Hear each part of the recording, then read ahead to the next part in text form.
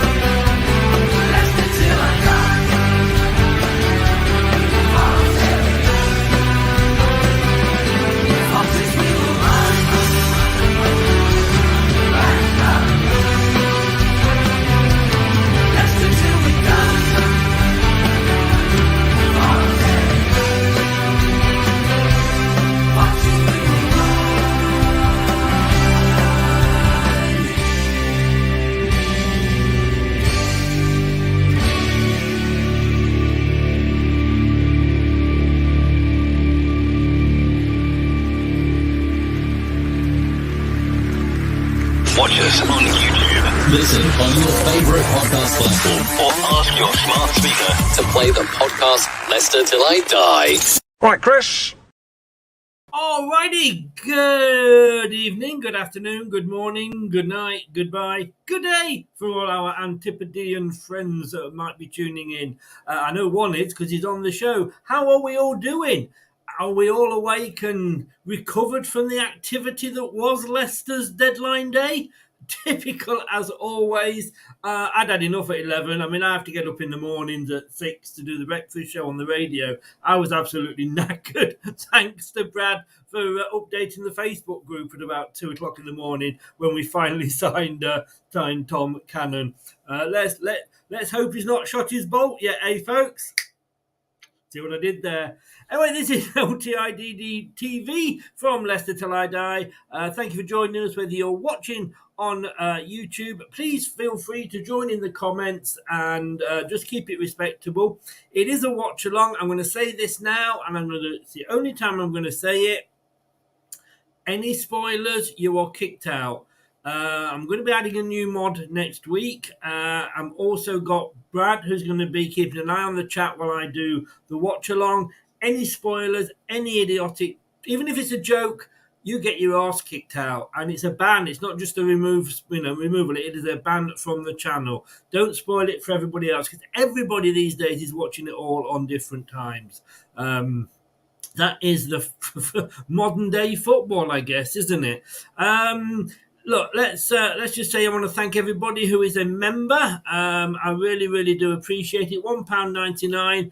All I'll say is, look at one of today's guests, Luke, from Perth in Australia. He became a member.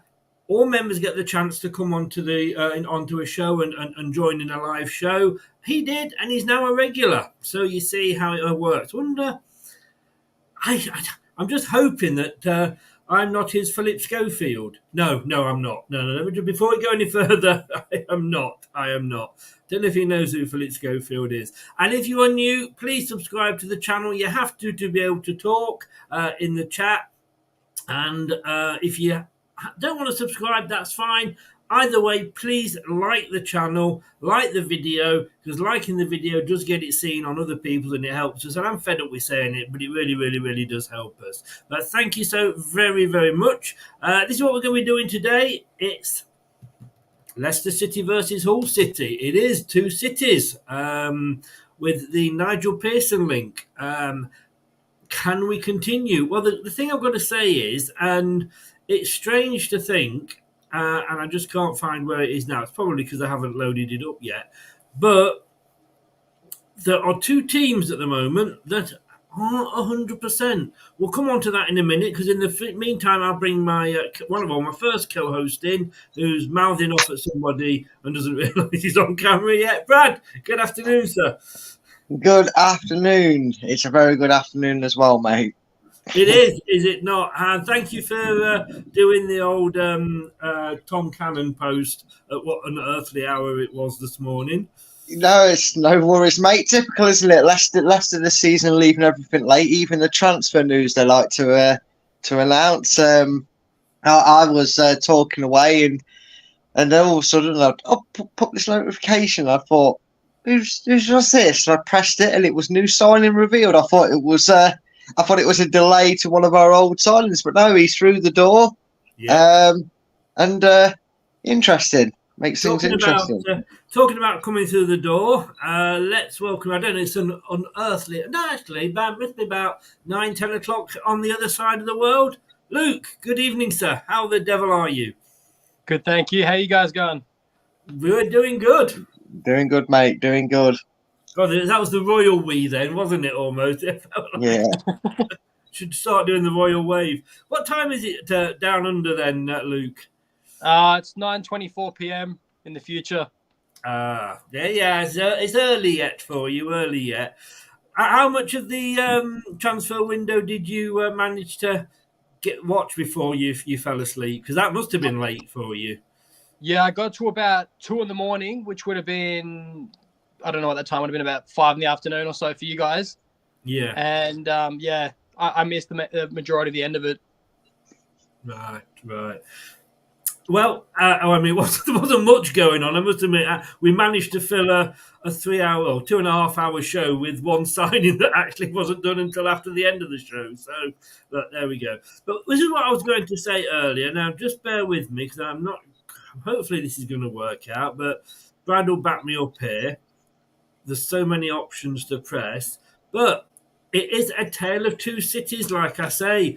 Manchester City and Leicester City. It's like the master and the pupil, isn't it? Two cities, two teams, two managers, two 100% starts to the season.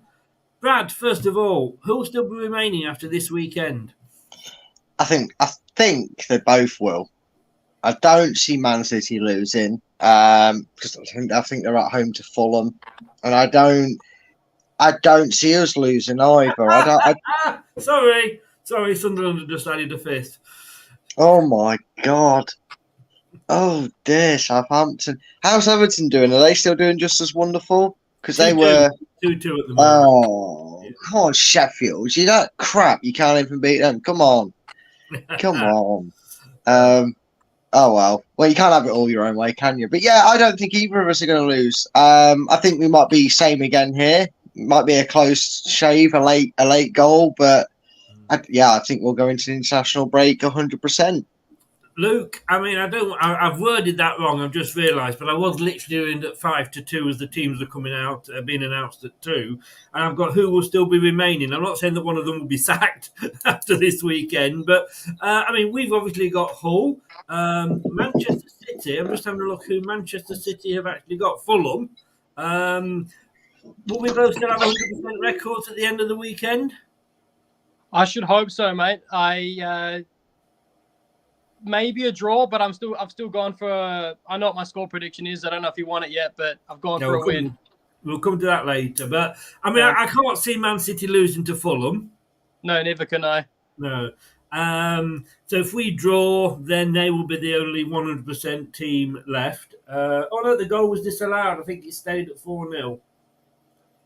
I'm a bit confused because it came up 5 and then I turned away. I don't know. Brad looks like he's gone. Look, he's back. There he is.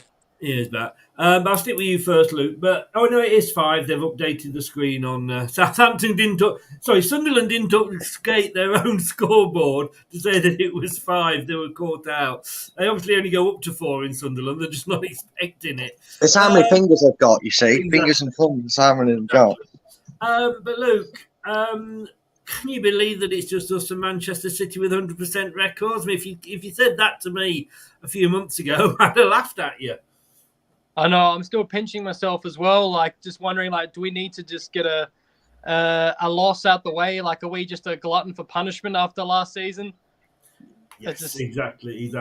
And can I just say, as I'm having trouble getting the Leicester link up here, everybody else's is working, but not Leicester, again, which is typical Leicester. I want to say, Leicester Down Under, your link is in the description below, but do everybody, if you fancy a bit of Aussie banter, do be sure to subscribe to that. Brad, I mean, it is unreal, isn't it? Yeah, it's the perfect start. I know people will say, no, the perfect start would be winning every game and not conceding one. Well, you really want to nitpick, but if you said to me, first 5 games of the season, or 4 games or whatever, and then cup competitions as well, if you want to include them, that Leicester would be undefeated, I'd have snapped your hand off. If you'd have told me that they'd win all them games, I wouldn't believe you because, well, it's just been a great. It's been a great start, and I think even the most optimistic of Leicester fan wouldn't have said, "Yeah, Leicester are going to win all their games." Coming into the game against Hull and be 100%. And like you said, the only team standing with Man City, who have played less games, so technically we're ahead of the record as well. Yeah. Okay, I just want to. I did push this yesterday, but I just do want to just mention it again. He's one of our own, Dave. He did the show with us yesterday. Nice to have him back. He's not been so well. He is doing the Jeff Stelling March for Men on the 17th of September, which I believe is a Sunday. It's a Saturday. It's a weekend, definitely. It's for Prostate Cancer UK, and they are walking from Wembley to Wickham. They are doing the marathon walk, which is 26.2 miles, but apparently Wembley to Wickham is actually longer than that, so there's a bit of a bush journey in the middle. Which I think is cheating, but hey, there we go. I'm not walking. Bill Turnbull, who was Jeff Stelling's good mate, BBC presenter, his team was Wickham, which is why they're doing it. It gives a lot to the channel, and it's for prostate cancer. When you get to a certain age, of which I am one, you automatically have to have the old finger up the back passage to have yourself tested and what have you. And of course, 1 in 8 people, unfortunately, get the bad news. So get over there. He is raising via a Just Giving page, which you can see there is www.justgiving.com, #fundraising, #David Smith, Jeff Stelling March. If you're thinking about doing a super sticker or a super chat to the show today, don't. Go over there and donate to his Just Giving, and let's give him some support. But I tell you what, I couldn't walk the 0.2 miles, let alone the other 26. I said yesterday, I was going to go along and give him a bit of support and just sort of sit in my car and drive alongside. Hey, Dave, come on, get a move on. But I thought that would be too nasty. You know me, Brad, I'm not nasty, am I? No, none of the sort. Send help. What? Look, there's the team, Brad. Have you seen it? Yeah, I've been able to see it. Yeah. Early thoughts? Only one goalkeeper on the bench. Oh, I didn't see the sub bench. I didn't read that. I didn't bother too much to read to it. But well, there's only one. Let's run through it. Because I think both you and me were going to be happy here.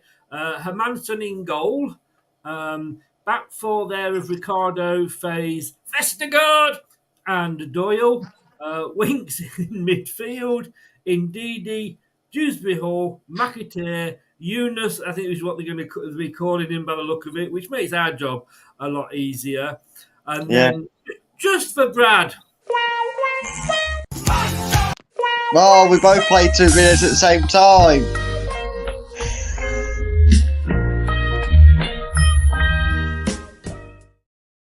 Oh, Iheanacho's still with us, Brad, and he's up front. Do you know what was brilliant there, mate? We both had the same idea. I was waiting for you to say, who's up front, Brad? And I had the Nacho video ready, and then you played that one first. We know each other too well. Oh, we need to get out more. 2 women that have been working together for 3 years and the periods are sinking. That's what's happening to us. Oh, dear. Oh, that's horrible thought. McAteer starts. Brad, there's no Mavadidi, which is surprising. But what do you think of it? Great starting lineup. I think we're slowly starting to see what we were expecting, which is a predominant starting 11. We're talking the goalkeeper, the back line's not really changed, which is good. Got the midfield's fairly solid. There's two fantastic, lovely Nigerians that didn't leave to go to Crystal Palace or Wolves or wherever they were going. So I'm very happy. And look, Enzo made no qualm saying there's no favourites here. If you can play as well as you're doing, that's great. But if you have a bad performance, I'm not afraid to take you off and drop you. And Mavididi let the standard drop. McAteer scored 2 goals. So, make way for one. And that's how it's gone. It's a good lineup. McAteer got 2 goals in the last game, helped us win it. He deserves to start. So, yeah, it's a very strong lineup. Looking forward to seeing it play. Well, maybe not seeing it play because I can't find any way to see it, but listening to it at least sounds good. I can't get the Leicester option up either, so it might be another AI game here. Luke, your thoughts on the team? Yeah, very strong. Now that we know who's staying as well, we've got a strong bench as well as a strong 11, and now we've got lads competing for a spot. I really like what Enzo's doing. He's not changing the team massively. He's keeping that same core of players to play it out from the back, but going forward, we've got options, and we're going to see these boys competing for a spot with such a big season ahead. Indeed. I don't know what's up with this. With my link here, because normally it's showing the LCFC.com link. It doesn't like it. No. Stubbs, Luke, we're back down to one goalkeeper. Nelson on the bench again. Justin, nice to see him. Chowdhury, Kashidi only makes the sub bench. Fatawu, the new signing, he'll probably come on for sort of 30 minutes. Mark Chow, Mavididi, Vardy. Let's be honest with you. We could now. I can see there's a whole fan in, and I don't think it's disrespectful, but we could put our subs bench out as our starting 11, couldn't we? Yeah, mate, pretty much. It's a strong bench. It's an enviable bench, isn't it? It is. It's a sort of. And I'm going to pinch myself here. And for anybody who thinks that we are being very condescending, we're not. It's just that after the season we had last year, we're having to pinch ourselves to actually, when we look at this, because it's almost like we're pinching ourselves to the point of it becoming self-harm. That is, God, you look at that. If I was, I'm not going to say Hull because they're doing very well, but if I was Sheffield Wednesday, let's say, and they were playing a Sprad, I'd look at that and I'd go, have the points, we're going home.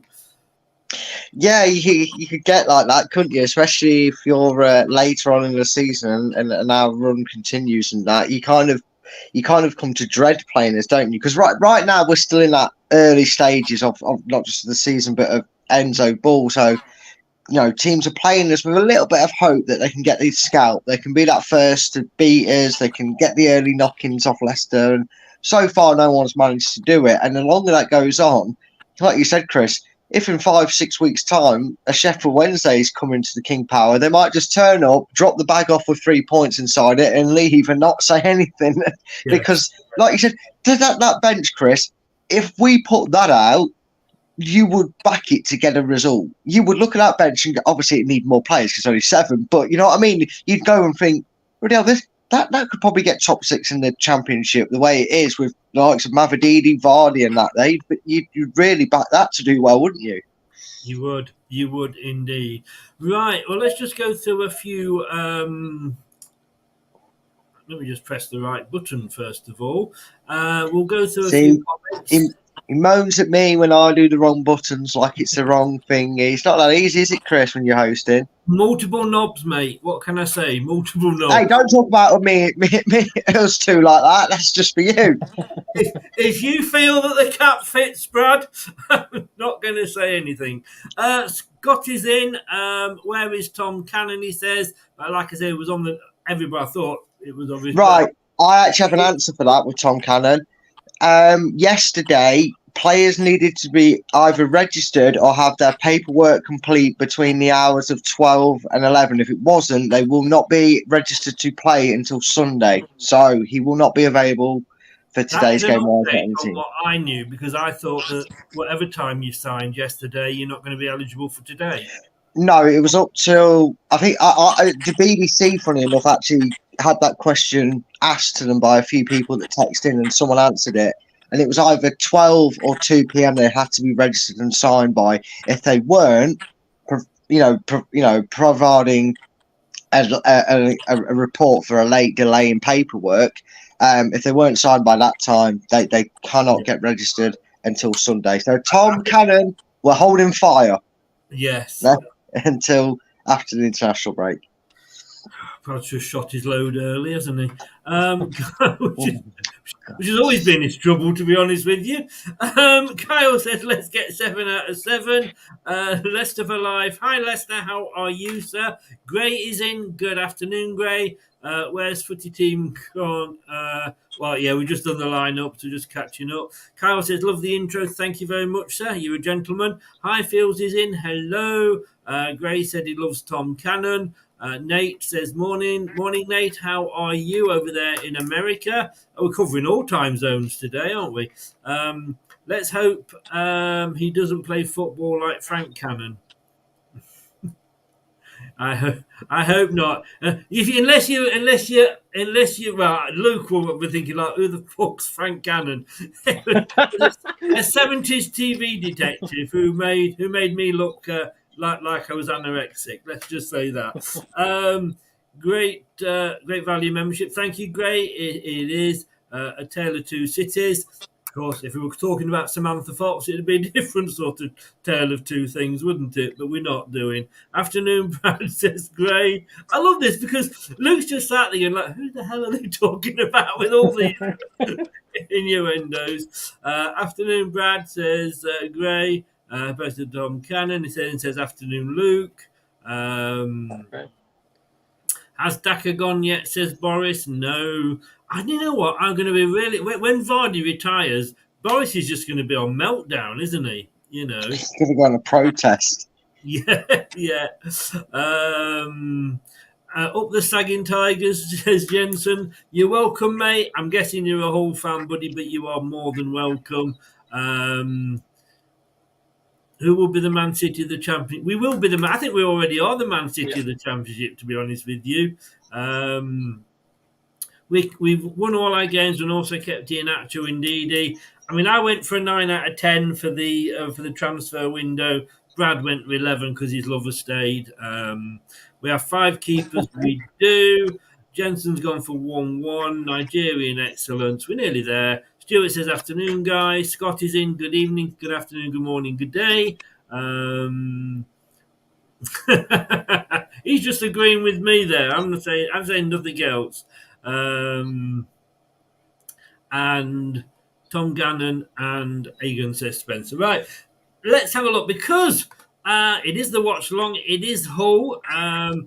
Now I'm going to ask for score predictions here, and I'm a little bit worried because I don't know if anybody knows of that particular fish that feeds from the bottom of the tank, and they're actually called bottom feeders.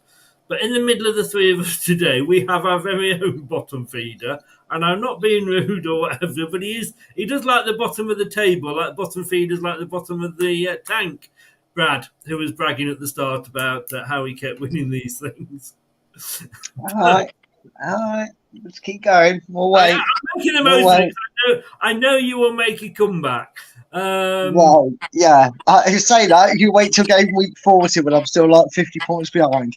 But let's look, I've even written bottom feeder down so I didn't forget the joke.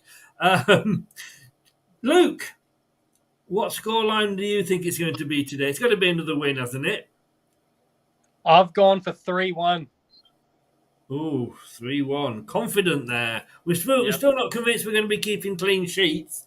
Brad, what about yourself? I can't even remember what I predicted, to be honest with you. I had the notepads down there and I can't be asked to pick it up because it will just depress me when I'm wrong. I think this will be the first time we see Leicester actually break the trend that they've set this season. I'm going to go for 4-0 Foxes. I don't know why, but let's go big. Let's go into the international break with a big win. somebody is going to get a thumping. We've been saying this, Luke, for like weeks now. I'm not sure whether it's going to be Hull or not. After today's performance against Sunderland, it could well be Southampton on a wet Friday night. Oh, mate, sorry. Sorry. If we I don't want to jinx it because I said we're going to paste. I think it was Huddersfield last. It was Rotherham, sorry. And you said don't say nothing. But if we were to hypothetically win, like by Brad's score, 4-0, and then we have a press conference afterwards, and Enzo comes out and says, "I'm not happy with the boys. I think we're at about 50% of where we need to be." Are you guys going to be losing your mind or what? How excited are you going to be then? I can't wait to beat Southampton 12-0 if that's the case, then, Chris. I don't know about you. I just think for me, he looks at different things than we do as fans. He's not fickle like us fans are. Somebody scores an own goal, we want them out the team.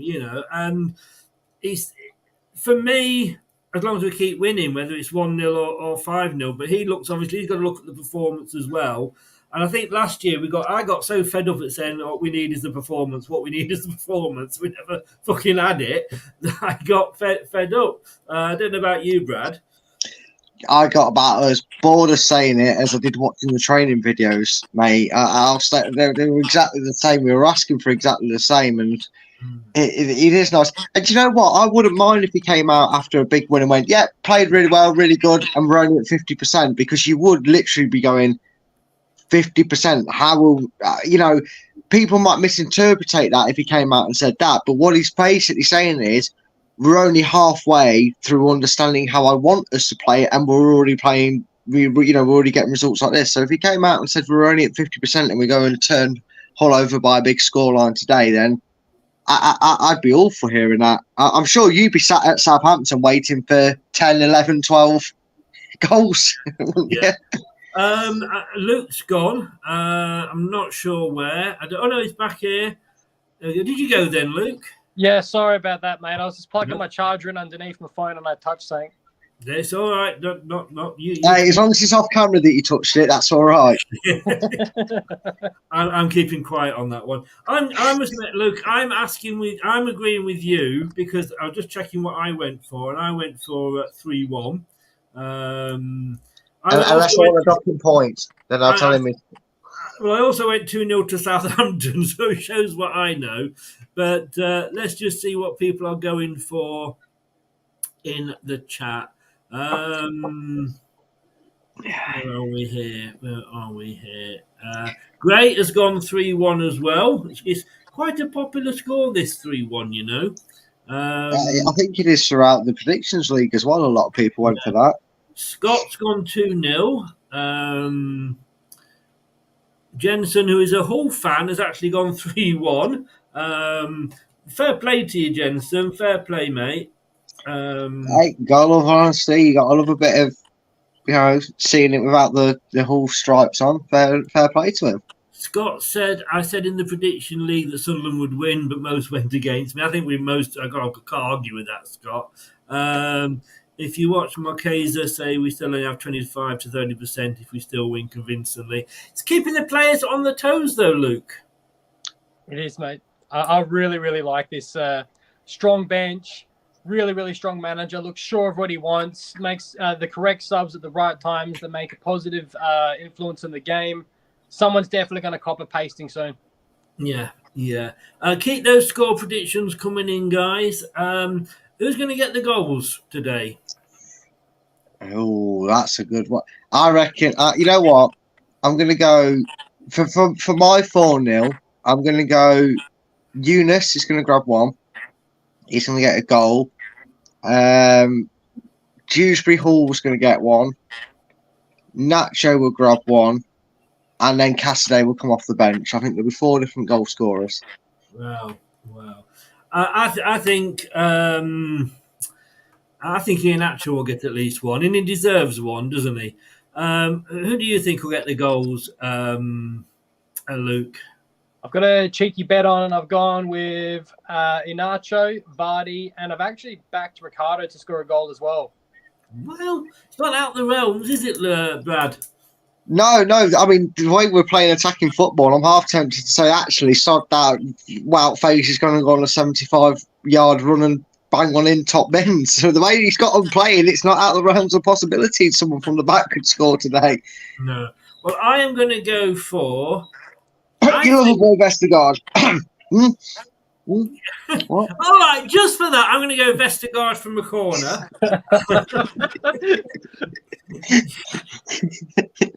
And if it comes off, I wish I put a bet on it. Iheanacho, and I'm actually going to go Ndidi. He's got a. No, I wouldn't mind that. Two players we were fearing of losing if they both scored today. That'd be lovely, wouldn't it? It would. Smiggers has gone. I love that name. 3-1 to Leicester. Matthew went 4-1. Good afternoon, Matthew. Boris, of course, he said Vardy will get a goal. I never doubted you wouldn't, Boris. Good lad, Boris. Always faithful to his man. Yeah. Stuart's gone 4-0 to Leicester. There's no prize up for grabs, but you just have the bragging rights.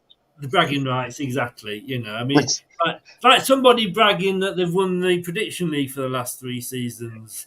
Yeah, but I mean, you know, I've told you guys, I'm letting you have this one because there's prizes up for grabs, and it'd be really embarrassing if I did it again. It's too easy. I'll wait for the Premier League to return and I'll win it again. That's what I'm waiting for. But do you not think it would be nice of you to win and then donate it because you can't claim the prize? All right, fine. I'll try from next week then. All right, guys. After the international break, I'll start trying. I'll win it and I'll casually donate it out of the goodness of my heart. You heard it here first. Boom! Yes, you will. Of course, you will. I mean, I've got to bring this up because it excites me, and it doesn't take much to get me excited. How good does that look? We would have taken that, wouldn't we? We'd have been taking just being in 6th place, Luke. I know, mate. That's what's so. It's such a nice breath of fresh air after we went through last season. Never would I thought we would have kept the players that we've kept, made the signings that we had, and a lot of them prompted early as well. So, if it were me, I would score a 10 out of 10 for this transfer window. I mean, Brad, he's got to say what Luke says is right there. It does make a difference doing your business early, doesn't it? Yeah, it does. It's exactly what we needed, and it's credit to him as well because you know he came in. He obviously had an interview. He got the job, and then he's instantly got to do work. You know, and you know we all talked about the excitement, but we knew he was going to come with this Pep Guardiola-esque sort of mentor because that's who he's learned from. And like Luke said, the reason it's a 10 out of 10 for me, all seriousness aside, I know my love affair with Iheanacho has played a part in it, but he is critical to our side, let's face it. But the one thing that makes it 10 out of 10 for me is the players we've kept hold of. The Ndidis, the Justins, the Nachos, the Wout Phases. The Dackers. Some not so much. The Danny Wards. Yeah, again, some not so much. But still, the fact that we've kept hold of him, and I know people will say, well, yeah, you're Leicester City, you're in a fantastic position financially. That's not our fault. Sorry, we're in a good club and we actually keep ourselves in a decent financial situation, so this relegation hasn't affected us like it does others. At the end of the day, it's not always about who you bring in, it's about what you retain. And you look at some other clubs who may have made 15, 16 signings, and then you realise it's because they lost 3/4 of the squad. Leeds United, the biggest example. It's why it's been a fantastic window for me. And like you said, Chris, if you told me before we kicked a ball in August under Enzo, we was going to be top of the league, I'd have said, sure, give me second, give me third, give me fifth, give me all down into the playoffs. God, even if you'd have put me a couple of points outside the playoffs and we were in 8th and we were having a decent run, I would have taken it. The fact that we're doing as well as we're doing is testament to everybody at the club right now. Totally. Just to let everybody know, Birmingham and Millwall drew 1-1. Sunderland beat Southampton 5-0. I'm not laughing, honestly. And I actually managed to get a point on this one. It was Swansea 1, Bristol City 2. So, No, you didn't, Chris. I've checked it to VAR. I'm docking your points. I accidentally wrote it down as 2-1 to Swansea. Yeah. No, right. I do well. Well, I corrected myself before we could check it. I got a copy of what I sent you on Messenger, mate. So if it goes to VAR, you're Oh, full. there we go. So that was Birmingham 1-0, Sunderland 5-0, and Bristol 2-1. Yeah. Yes, it was. It's just so I can keep just stare at my ceiling. It's better looking than me for a sec while I write that down. I mean, Nottingham Forest last season, LCFC. Good afternoon. I mean, it was even Leicester City this season. I don't know how many they'd signed when you left, Luke, but I think they had 7 signings yesterday alone. Nottingham, they went all out last season as well, did they not? Yeah. Last season they did what we'd done the season before, which was had a lot of loan signings, and they all had gone back to the parent club. So I kind of got it last season, but this season they've just done it again. I know, it's crazy. I don't want to. They basically nearly had a complete new starting 11 last season, and then everyone thought they were going to get relegated because they hadn't really gelled. It kind of gelled at the end. They stayed safe, and now they've just gone even crazier this season. It's mental. But do you get a point where, or get to a point where you can have too many new signings? Yes, and I was a little that's what I was worried about in talking about being so happy with our transfer. I was thinking that we're just going to get picked to pieces like a rotting corpse, Yeah. But the fact that we kept, Kelechi, Ndidi, Ricardo is massive, so, and then built around that and added new players. It's been massive.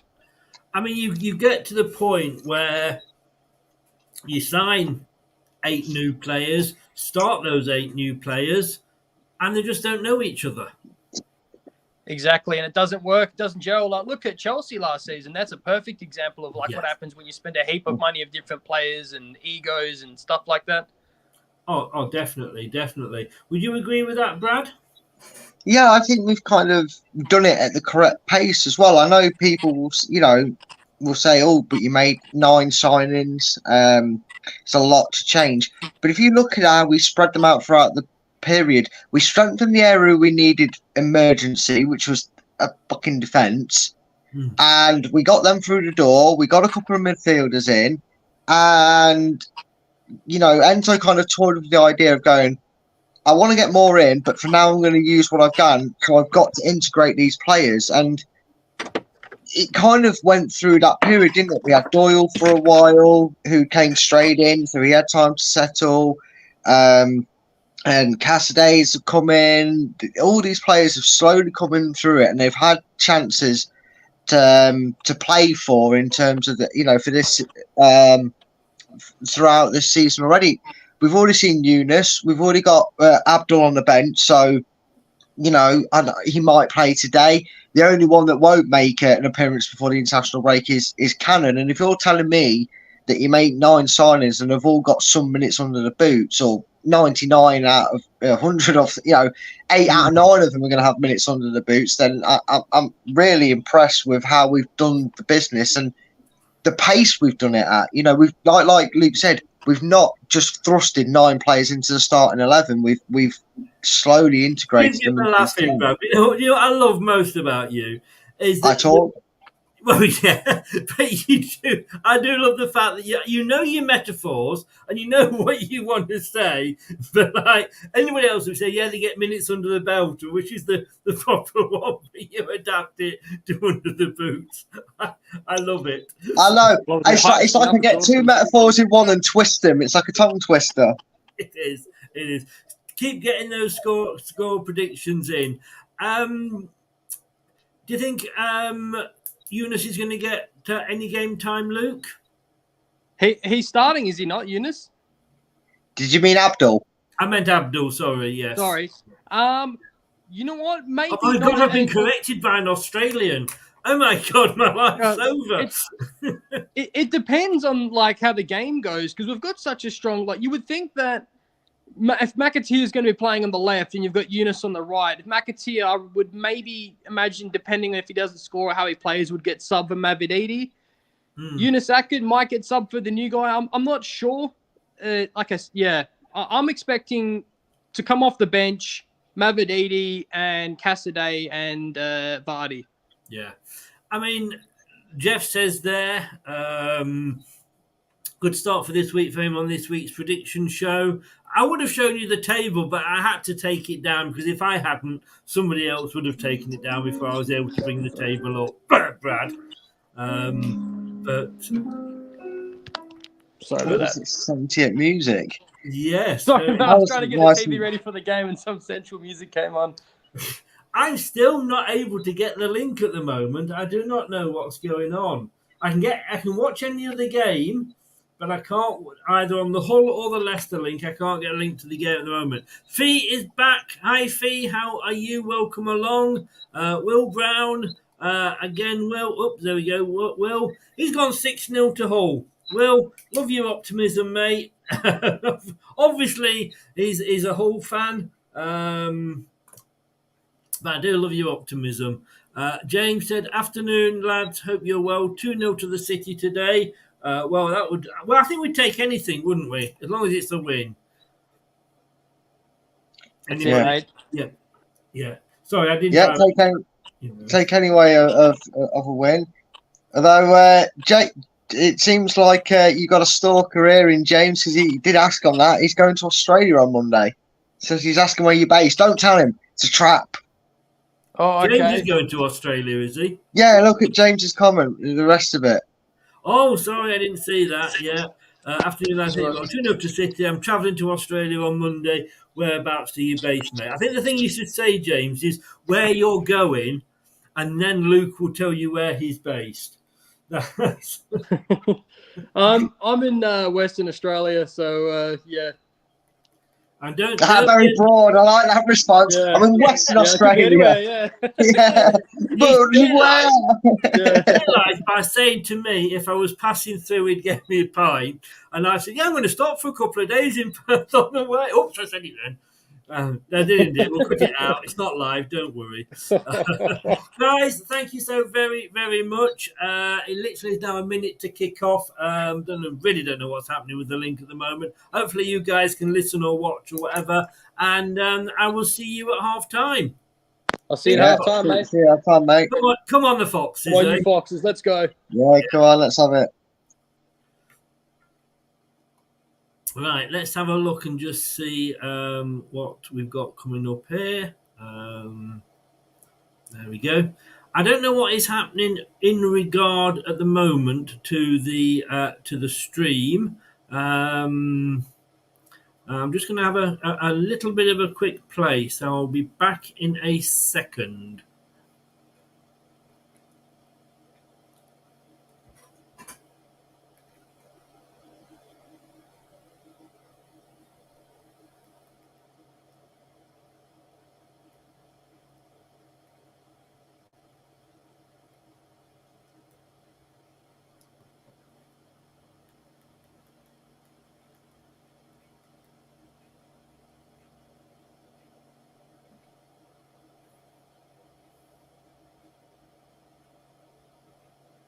The TalkSport Fan Network is the ultimate on-demand destination for the UK's best fan-led football podcasts. Including Leicester Till I Die, independent analysis and reaction for the Foxes faithful. The TalkSport Fan Network. Unbeatable club-dedicated content created by the fans, for the fans. Follow the podcast on the TalkSport Fan Network. Okay, I think we have kicked off. It's not even on the AI one at the moment.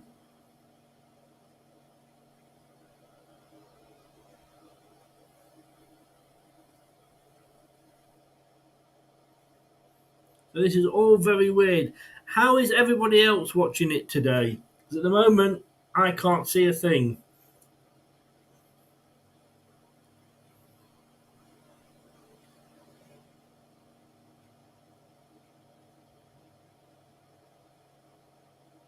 Here we go. Here we go. So Leicester then have kicked off. McAteer is on the ball. It's a dangerous attack out to Doyle, but Hull City get it back with Twine. And remember, guys, no spoilers. You will be kicked out. James, I went to Cairns about 2 or 3 years ago. It was absolutely lovely. It is a place I would go back to. I absolutely my favourite place. I'm going back a year's time, but I'm going to be going back to September next year. I'm going to Gold Coast this time. Am I echoing?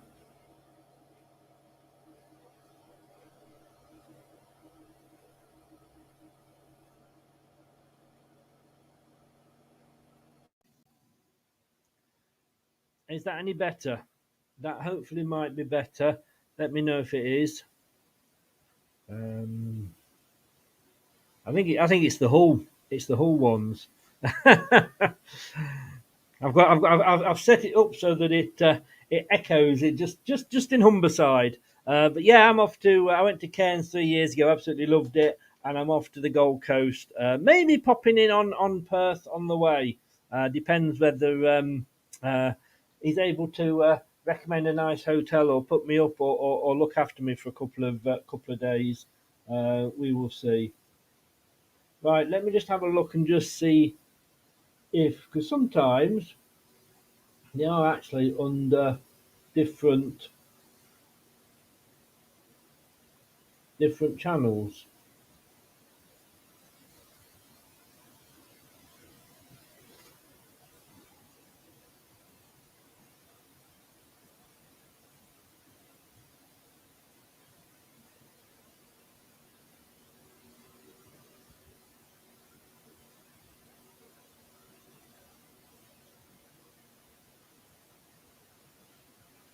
But at the moment, it's Hull City with the ball.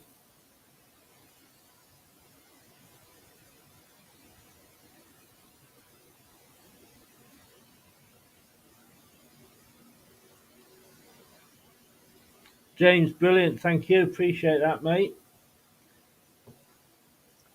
Manson over.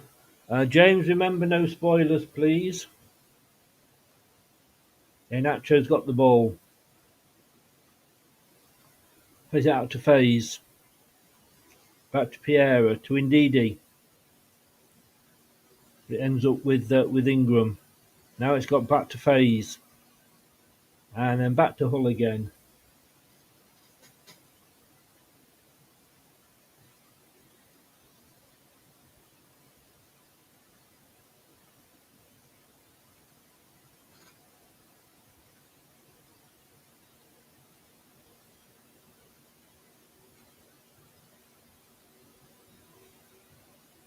So Piera's got the ball to Vestergaard. Plays it across field. Gets the ball back again. Piera now with it. Back to Faze. Leicester playing like they normally like to play. They're not rushing. They're taking the time, playing it out from the back. These little triangles of balls that they like playing. Piera now with the ball.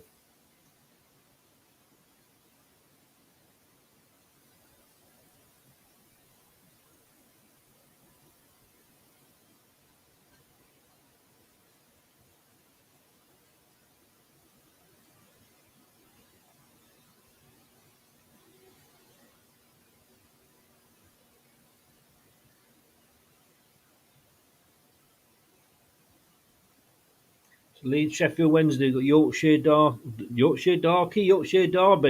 up there in Leeds today.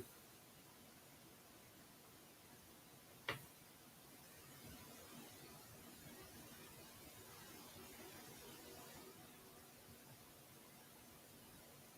the moment, it's Leicester who are having most of the possession. Dewsbury Hall takes a shot, but it's off target and it's a goal kick to Hull. I would think so, James. I would hope so. It would be nice. It's a goal kick to Hull.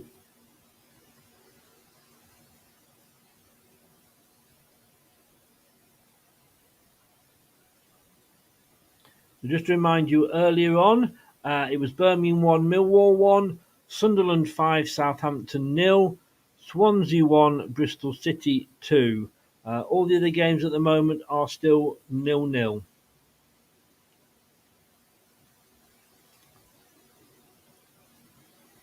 It's Hull City who are playing it around the back.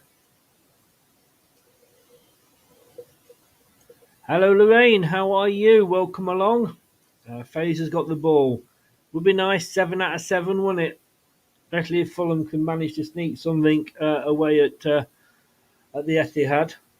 I don't think they will, but Pierre now on the attack for Leicester. Loses the ball. It's back with Faze.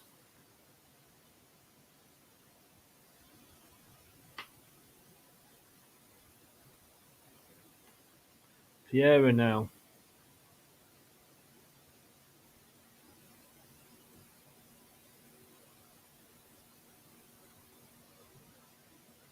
Yeah, take care, Stuart.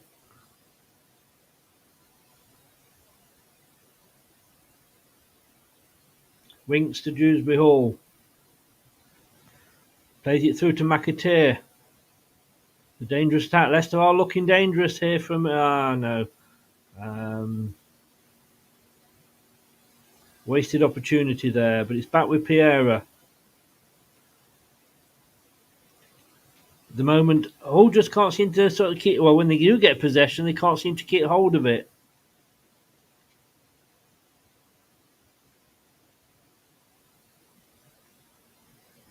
McAteer now.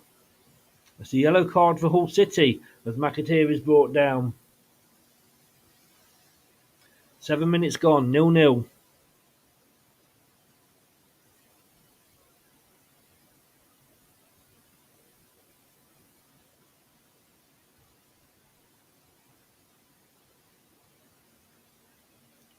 Vestergaard now coming forward. Back to Winks.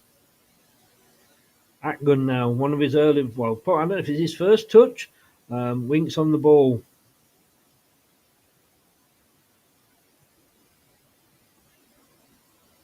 Winks across to Dewsbury Hall.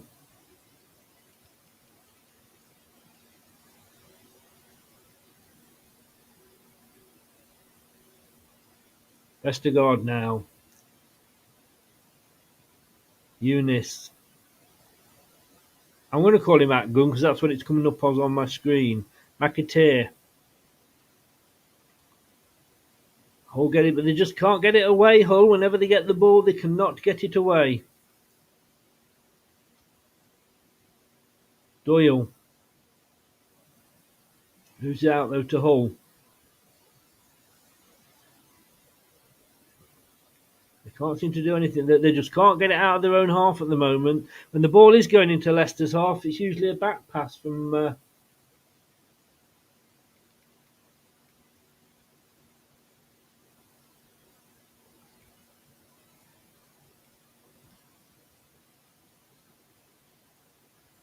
Vestergaard.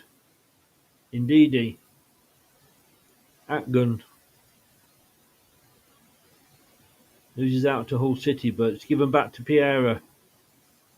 And it's a goal kick to Hull City.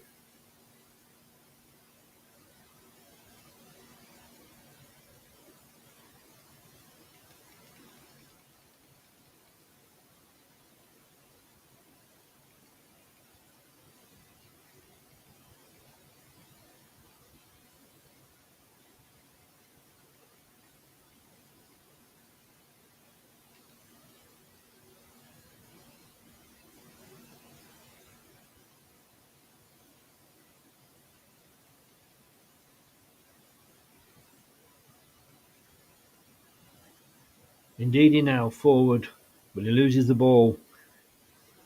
With Piera, Atgun.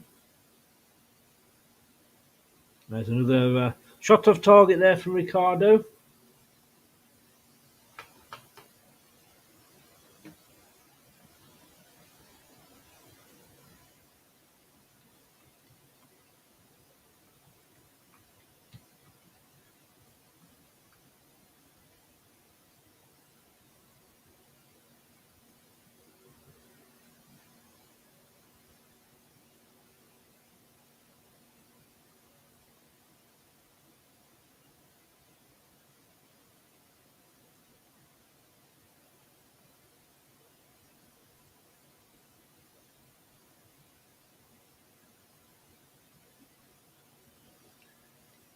Shop and Rowan, welcome along. Coyle's been yellow carded as well. He's getting his name in the book.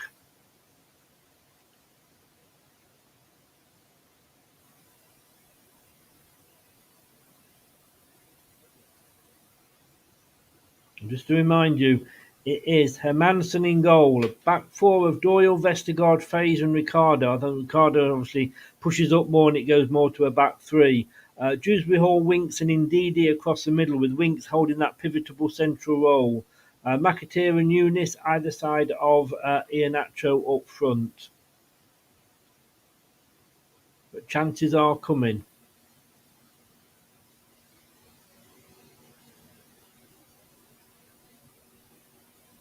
63% possession to Leicester at the moment.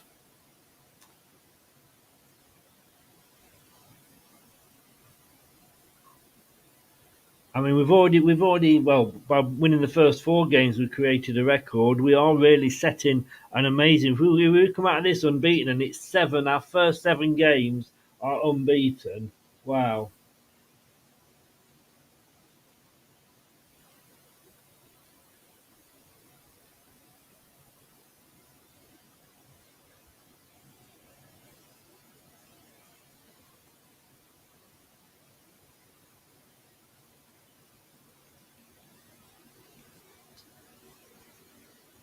Doyle got a yellow card, mate.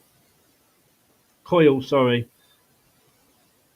Jones for Hull.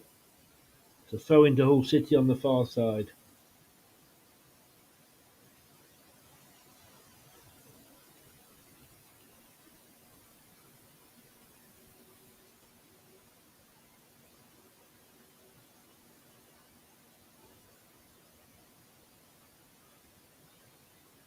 So Leicester now. Hull got the ball. Enjoying a little bit of a spell of possession at the moment, a Hull.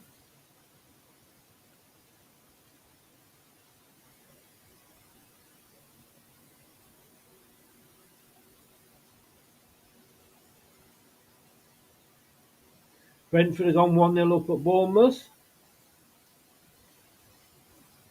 Grimsby 1-0 up at Gillingham. And Newport are losing 1-0 at AFC Wimbledon.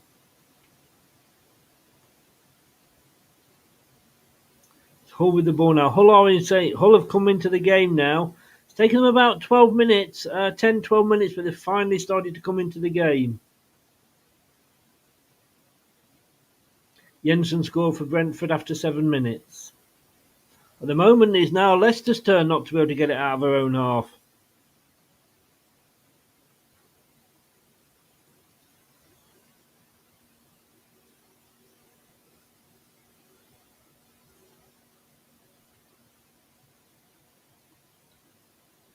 Oh, I don't believe it.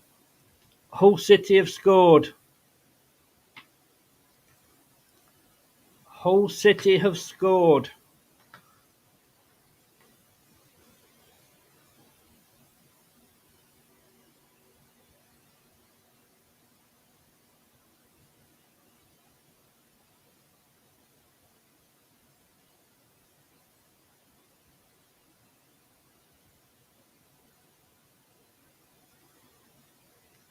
Wow. Or have they? We're just waiting. I'm just waiting for that to be confirmed. But it is Hull City 1, Leicester City 0.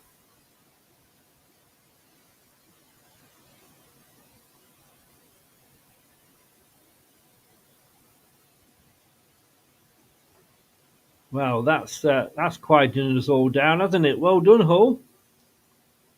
A lot of Leicester on we did the preview show the other day were saying that this could be the game where we actually come unstuck.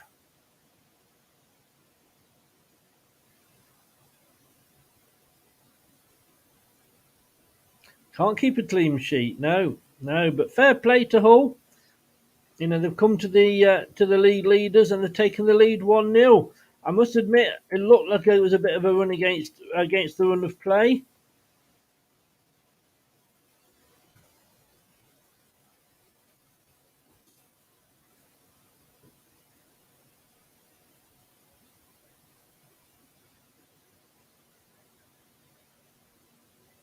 Everybody's 3-1s are still on.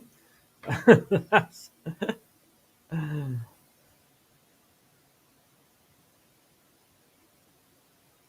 Liam Delap, 15 minutes.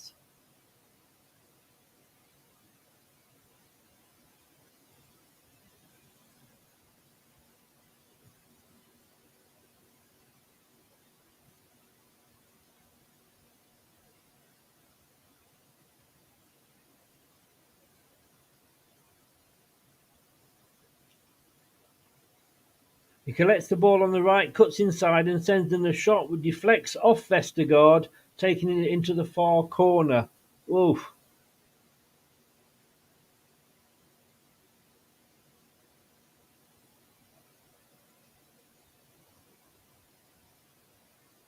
Is this the first time we've actually been behind in a match?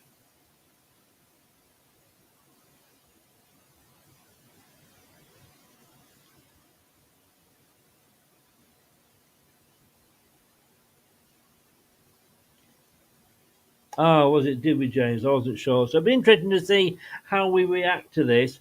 Boris, it took a deflection, so I don't think we can blame the manager, the goalkeeper, when a shot is deflected. Surely, are you being serious there? Blaming that the goalkeeper looks dodgy when it takes a deflection? I think, mate. I think you're. I wonder. I do wonder sometimes, but I'm not blaming the goalkeeper at all. Certainly not. I think you're being totally unfair there.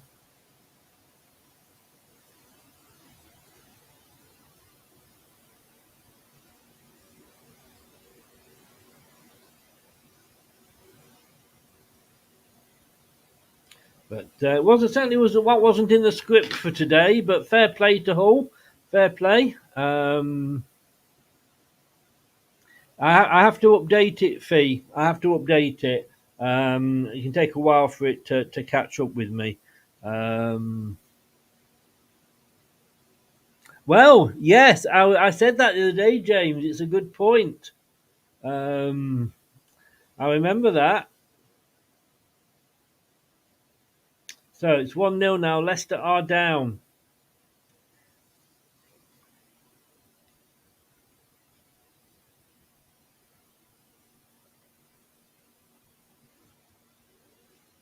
So Hermansen now with the ball. Piera. Hermansen. Slater. 19 minutes gone.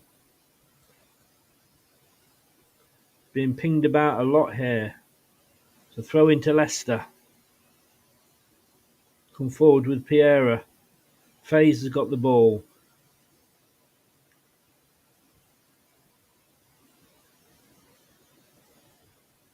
Another throw in for Leicester.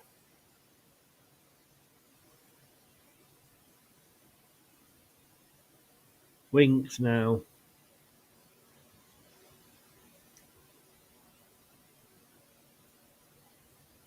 Vestergaard. Winks. Of course, what it will show is two of the teams is that we're not indestructible. Iheanacho now. Haven't seen much of him. Eunice on the ball. Dewsbury Hall. Vestergaard. Faze.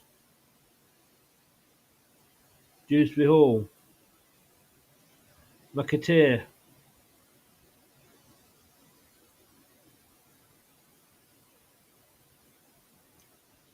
Hall trying to keep it out now. Leicester keep coming back at them.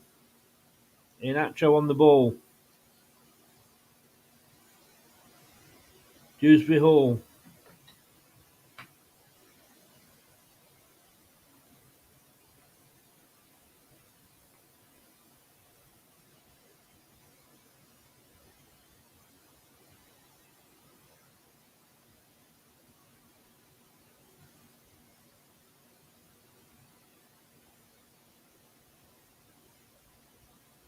Faze has the ball. Eunice again. Are we going to see it stays like this at half time? Or are we going to be seeing some changes? He wasn't happy, was he, at half time against Tranmere?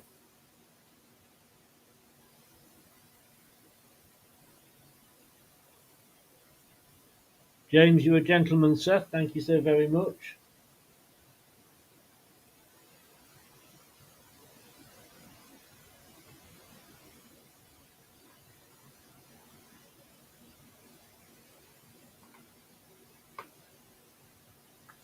Vestergaard has the ball. Phase to Eunice. Still with Eunice. Doyle now on the far side. Dewsbury Hall. But he loses out the ball. But Ricardo gets it back.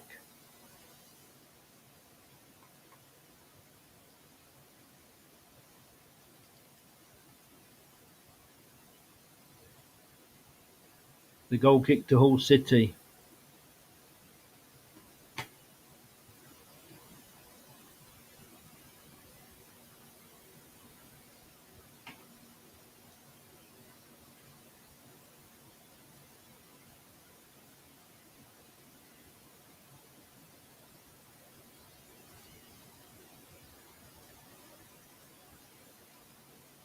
Eunice loses the ball again. Hull have it.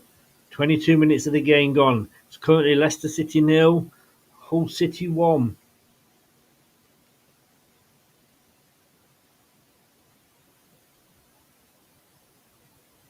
Dewsbury Hall. Back to Winks. McAteer. Back to Winks again. Hull City bring it forward now.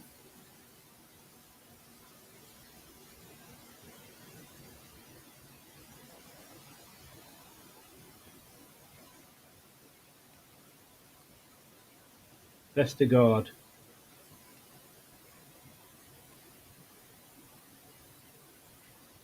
Winks. Dewsbury Hall. Again, Leicester, we're not... we've had 3 shots, only 1 on target at the moment. Sorry, we've had no shots off target. We've had 3 shots on target.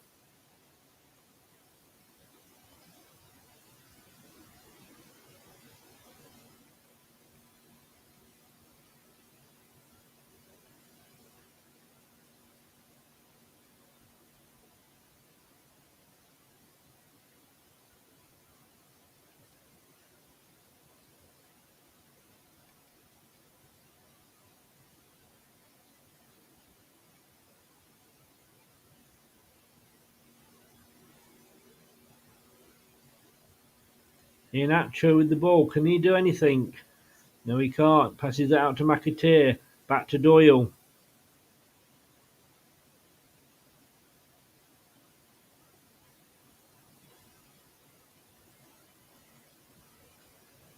Winks now. McAteer.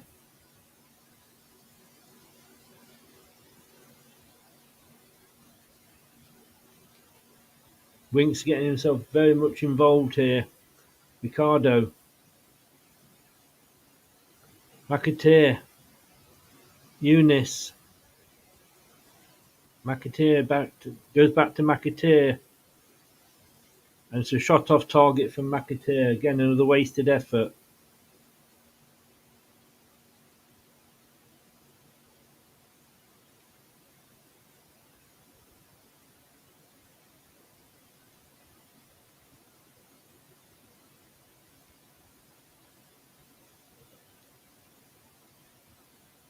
So Hull pretty much controlling the game at the moment. Leicester looking toothless, I would say.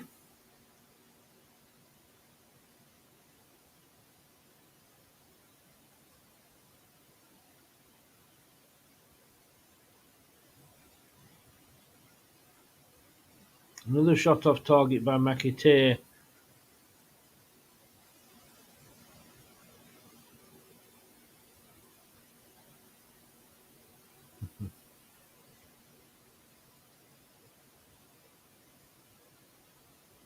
No, I mean, make the most of it, Jensen. Like, I mean, you're 1-0 up here, mate. At the end of the day, fair play to you.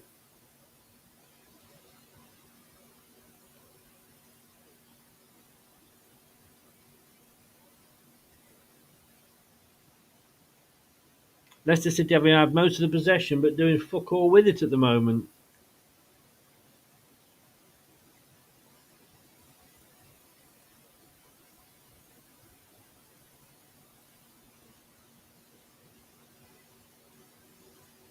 Hull again enjoying a lot of possession the last few minutes.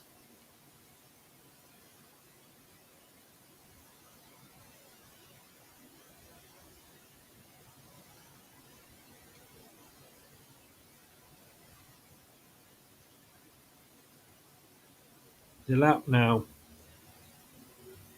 Back to Coyle.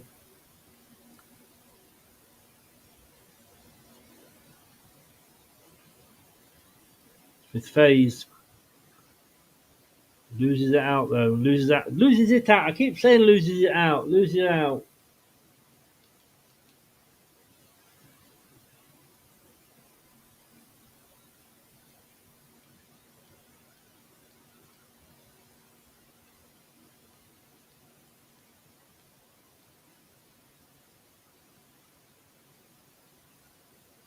The throw in for Leicester. Ricardo back to Faze.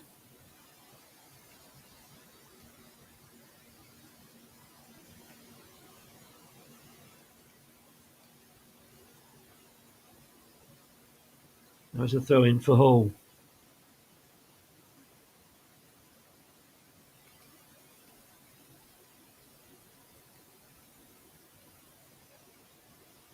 Yeah, we do need to score easy. Although it is easier said than done.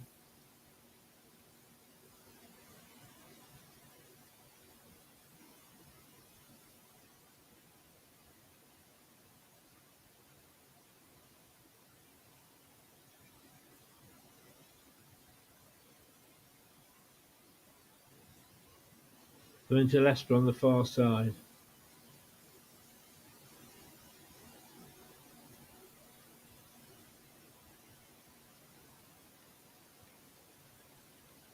Coming up to half an hour gone. 57% possession to Leicester. You can definitely say that well, it's bound to really. Again, being a bit of a Michael Owen, but that goal has given Hull a lot of confidence. They've come back into this game.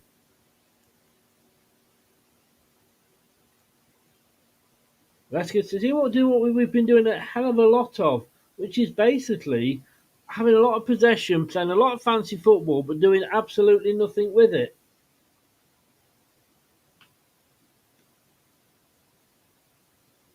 Plymouth are 1-0 up at Blackburn. Rotherham are 1-0 up at Norwich. Obviously, Hull are 1-0 up here at Leicester. Every other game apart that's been played at 3 are all 0-0.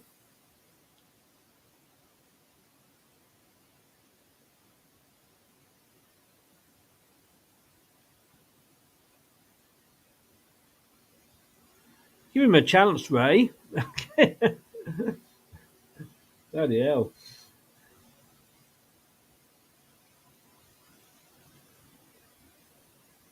Leicester coming forward with Eunice. McAteer now. Back to Eunice. Iheanacho forward. McAteer. Seems to be having most of our shots, but this time it's back to Ndidi. To Doyle. Back to Ndidi. Back to Doyle. But they lose out again, and Hull got the ball, but it's given back to McAteer. There's a throw into Leicester on the far side. Impersonator, I have no idea, mate, where you'd get it in Jamaica. Sorry. It's not even. I'm struggling on my stick.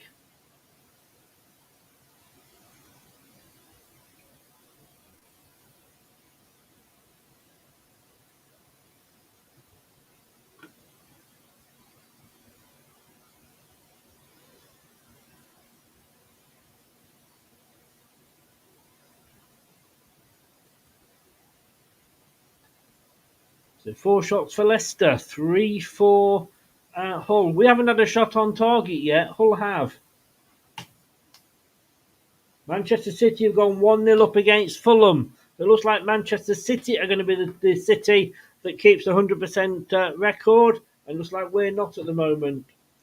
Bournemouth have equalised against Brentford. Brentford took an early lead. They did, LCFC. You and me both easy at the moment. Burnley went 1-0 up against Tottenham, but Tottenham have equalised.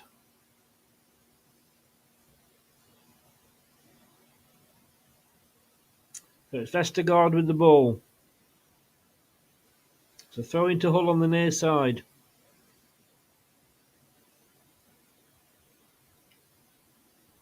And another. Hull at the moment just playing it around. They're looking like the team more likely to get a second, unfortunately.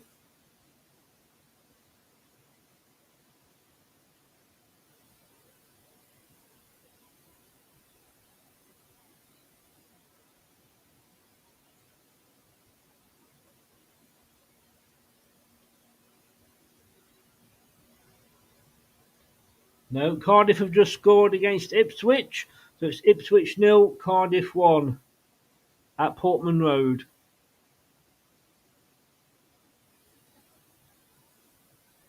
It's Hull with all the possession at the moment. Another attack, Connolly for Hull.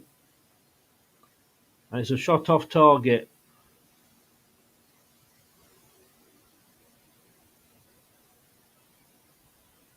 So throw into Hull on the near side in our half. There's a shot off target from Twine for Hull.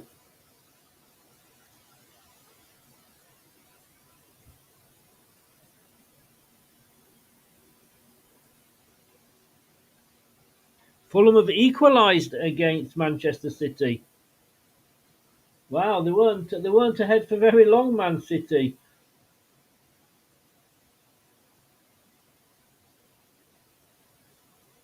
Wow.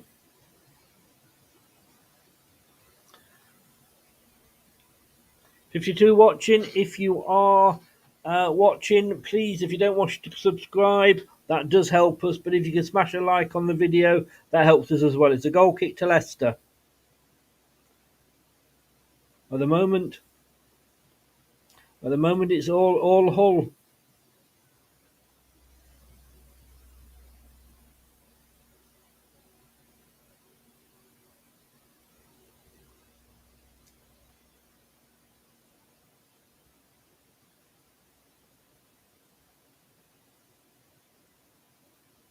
So at the moment, I don't think we look like scoring. And Manson's got the ball.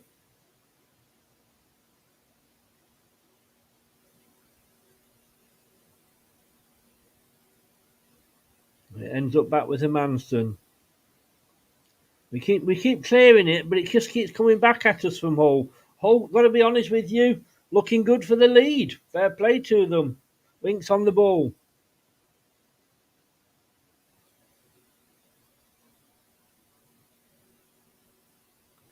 So Leicester, these little triangles, but it's not. Like I say, let's not panic too much. You know, there's 55 minutes to go still of this game.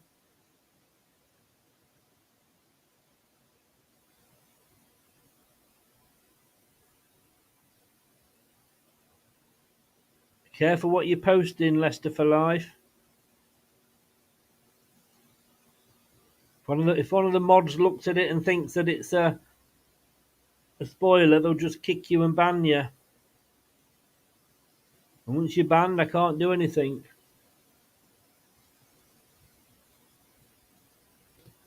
So Leicester now with Vestergaard.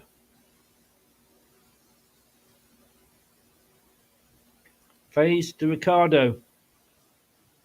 Back to Vestergaard, Dewsbury Hall, Winks, Doyle.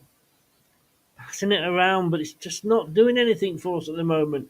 McAteer, Dewsbury Hall. It's a shot off target from Inacho. 36 minutes into the game.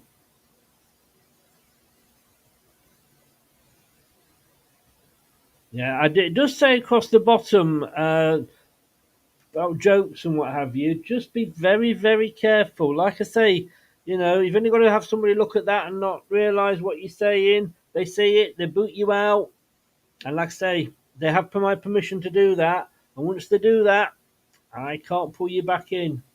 It is a ban from the channel. Another shot off target, this time from Doyle. Goal kick to Hull City.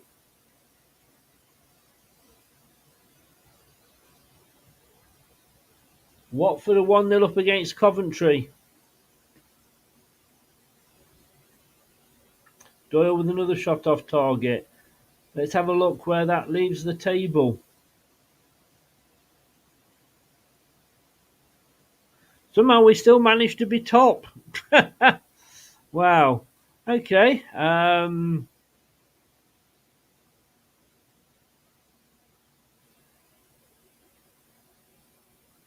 All scores are going our way by the look of it. 37 minutes gone. Hull City in possession. Ethan, it looks to be all... I mean, I've got to say, fair play to Hull. They look good for the lead. Goal kick to Leicester. We're playing very, very nice football again. But it is patient. And let's just say, look, I have been more than happy to say in the past that, this patient football, it does get us there eventually. So let's not panic too much. Remember we used to have Martin O'Neill in charge. We used to say, didn't we? 92 minutes we could get a winner. We are, James. And I have said again, I know obviously if we do lose, I'll be disappointed. But I have said in the past that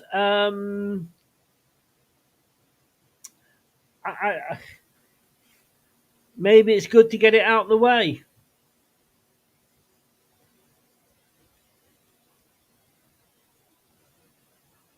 And at the moment, let's just run through the scores for you. So Birmingham and Millwall drew 1-1 earlier.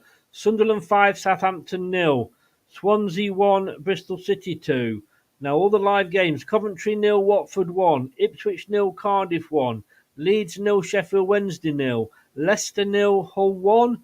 Middlesbrough 0, QPR 0. Plymouth 1, Blackburn 0. Rotherham 1, Norwich 0. So Norwich are losing. Stoke 0, Preston 0. West Brom 0, Huddersfield 1. So as it stands, we are actually still top of the league. I don't know quite how we managed that. Leicester coming out with the ball. Can we actually do anything with it?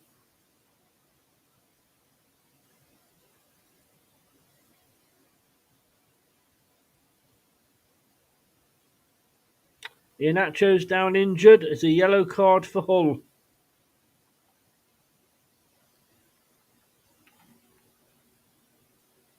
Did you, Yee? I've moved up onto Penguin Mint now.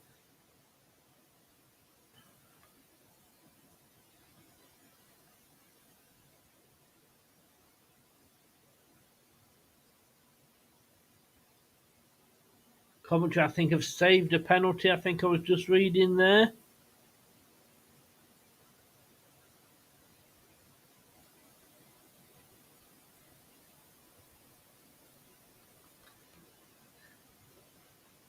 Mamadou, welcome along, sir. Senegal, you are most welcome, sir.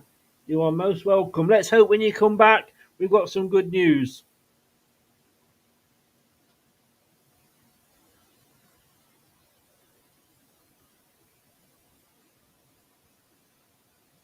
Seri has been booked.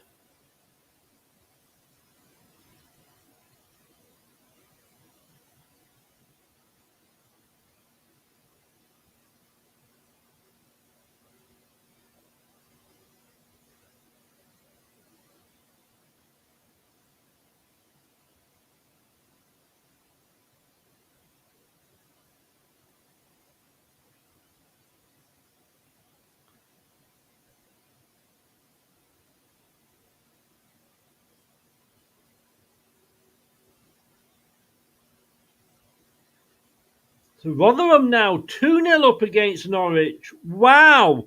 I'm sorry. I didn't see that one coming. Certainly not in my predictions. Wow. 2-0. Rotherham doing us a favour here.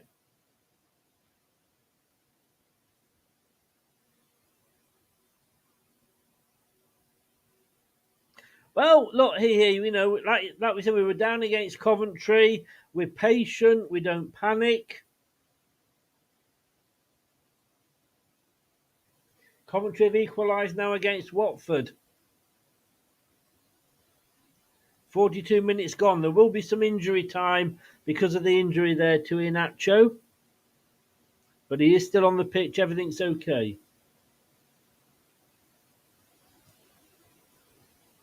Ricardo. Faze.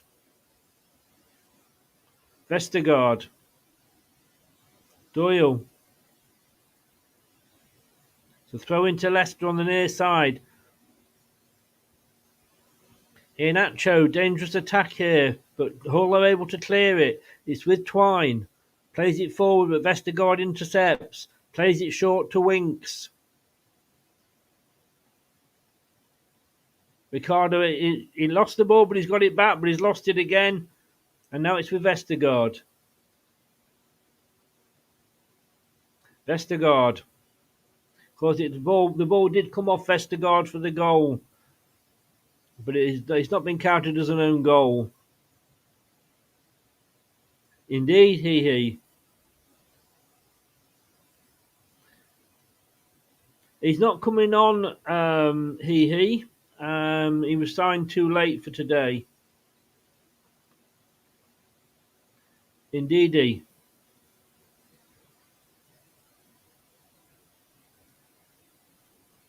Leicester pressing it about. Middlesbrough gone down by a goal to QPR. Dazelle scoring after 43 minutes away at Middlesbrough. It's the worst start for something like 23 years. Here, Leicester, having had their best start ever, are currently 1-0 down to Hull. And you've got to say, fair play to Hull. Fair play, they deserve it at the moment, as far as I can tell. Dewsbury Hall, Doyle.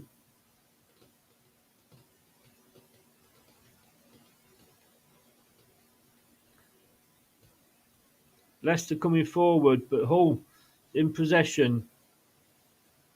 And they clear it. 44 minutes gone. McAtee's got the ball.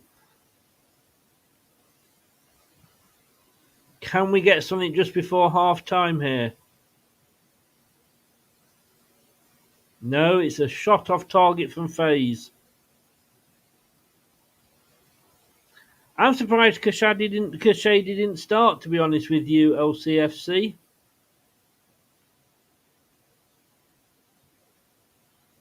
Dewsbury Hall.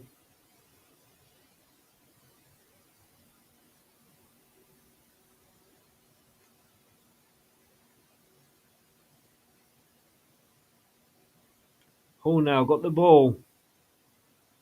They're throwing to Hull on the far side. McAtee for Leicester.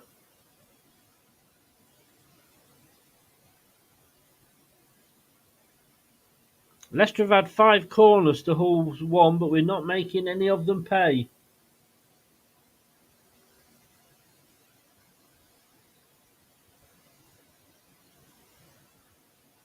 The goal kick to Hull.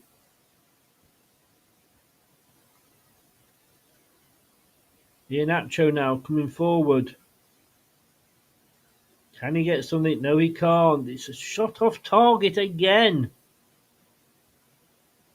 I think somebody needs to explain to the Leicester players where the barn door is at half time.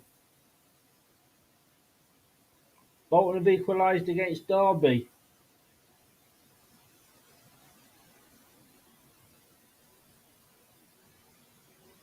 Dewsbury Hall.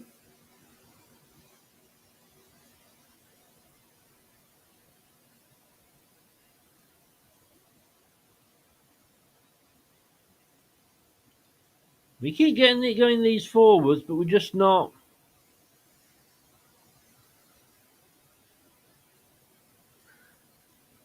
I have no idea at the moment, Gray. It's not come up.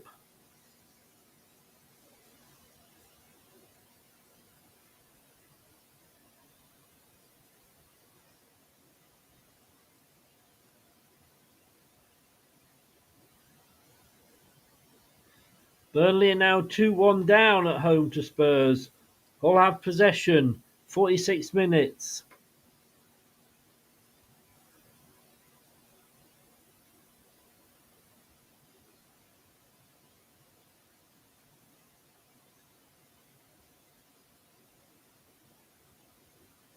Hull coming forward. But it's back with Hull. They've got it in their own half.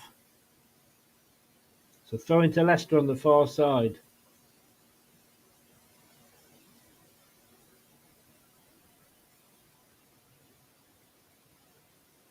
Hermansen doing his sweeper keeper role. Vestergaard. Ricardo.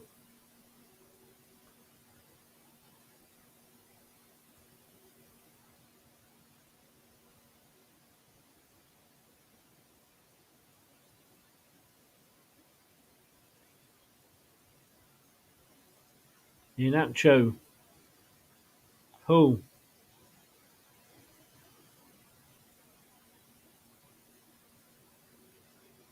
Faze. And it's half time. It is half time. And we are losing 1-0. Like the Coventry game. Whoa. Well, I don't know if I've actually still... Let's have a look if I've still got it here.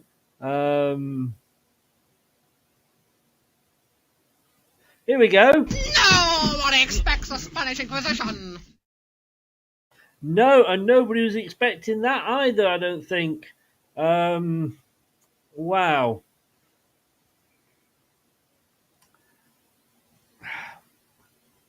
1-0 to Hull.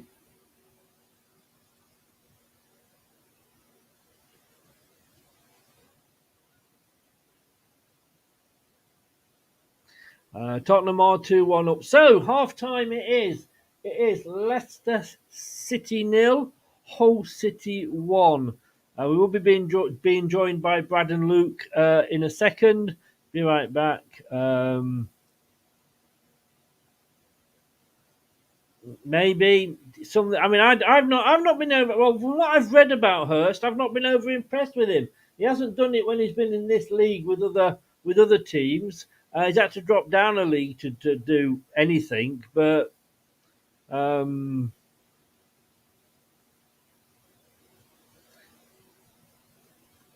don't know, Aaron. I don't know. Well, we'll see. We'll see. That's what the guys think on that. But let's just.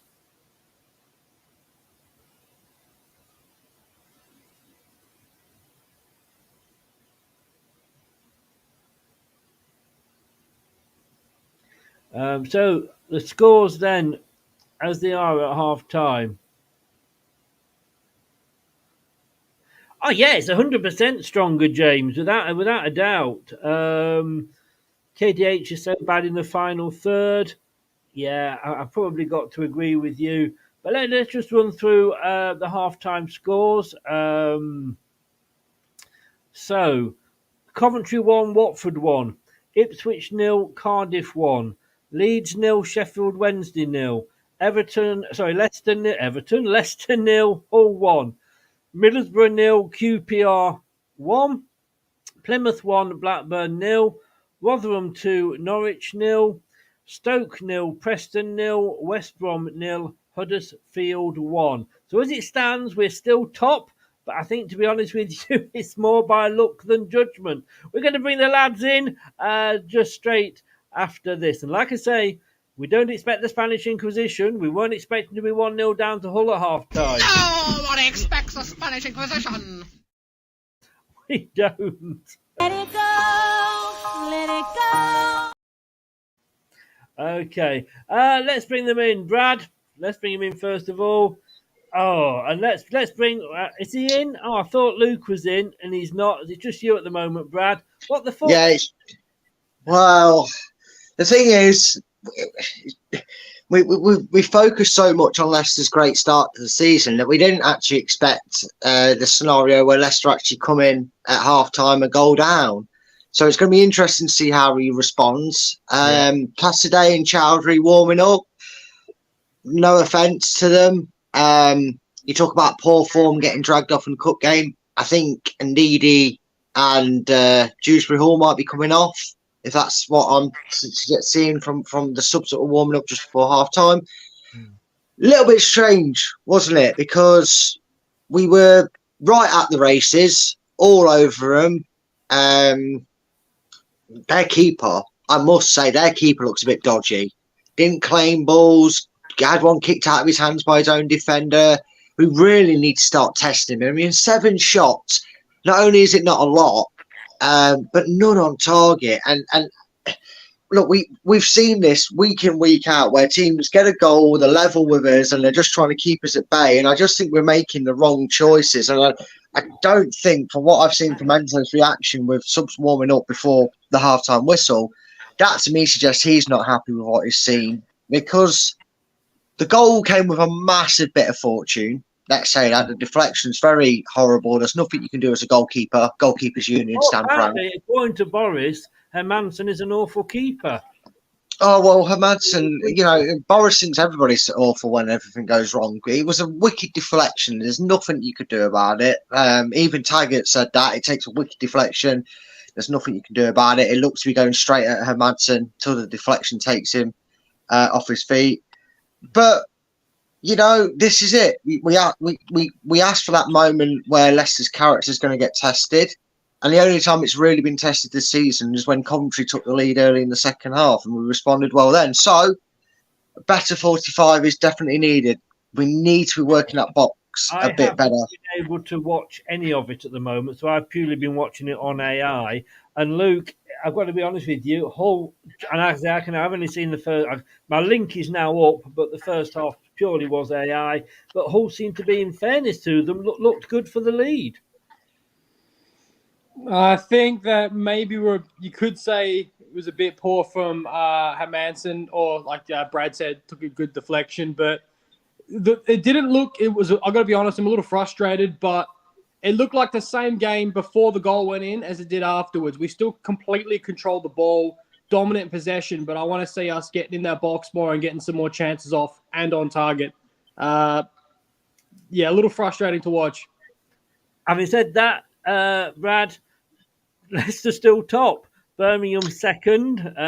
Norwich 2-0 at Rotherham. Come on, Rotherham. Shocks all around. I'm happy for it. And you know what? At the end of the day, if we still end top of the table, I'll take a result. And obviously, I don't want us to lose the game. I want us to be top on merit on the fact that we've either won or stayed unbeaten. But, if this is the way the fate of the Championship is going to show, I mean, today's results so far are showing that this league, why it's so hard to get out of and why it's so competitive, because Rotherham beating Norwich, I don't even think Nippen, who masterminded the Sunderland result, by the way, just a spoiler alert on the prediction league, I don't even think he backed Rotherham to win, to be winning today. I know there's still a half to go, so top of the league still, but like I said, I don't know. I think Enzo's planning to put some firepower on, because I agree with Luke, and I've only listened to it, obviously, which is still second compared to you, who's not been able to listen or watch it. But it just sounds we're a bit slow in that midfield. It's like we're getting the ball there and it's not quite quick enough. Iheanacho's been found wanting a few times because the ball's not moved quick enough for us. So that's something we need to You're the only one out of the three of us that's been able to watch it. Lurch obviously means Vestergaard and that, turning his back on their goal. I mean,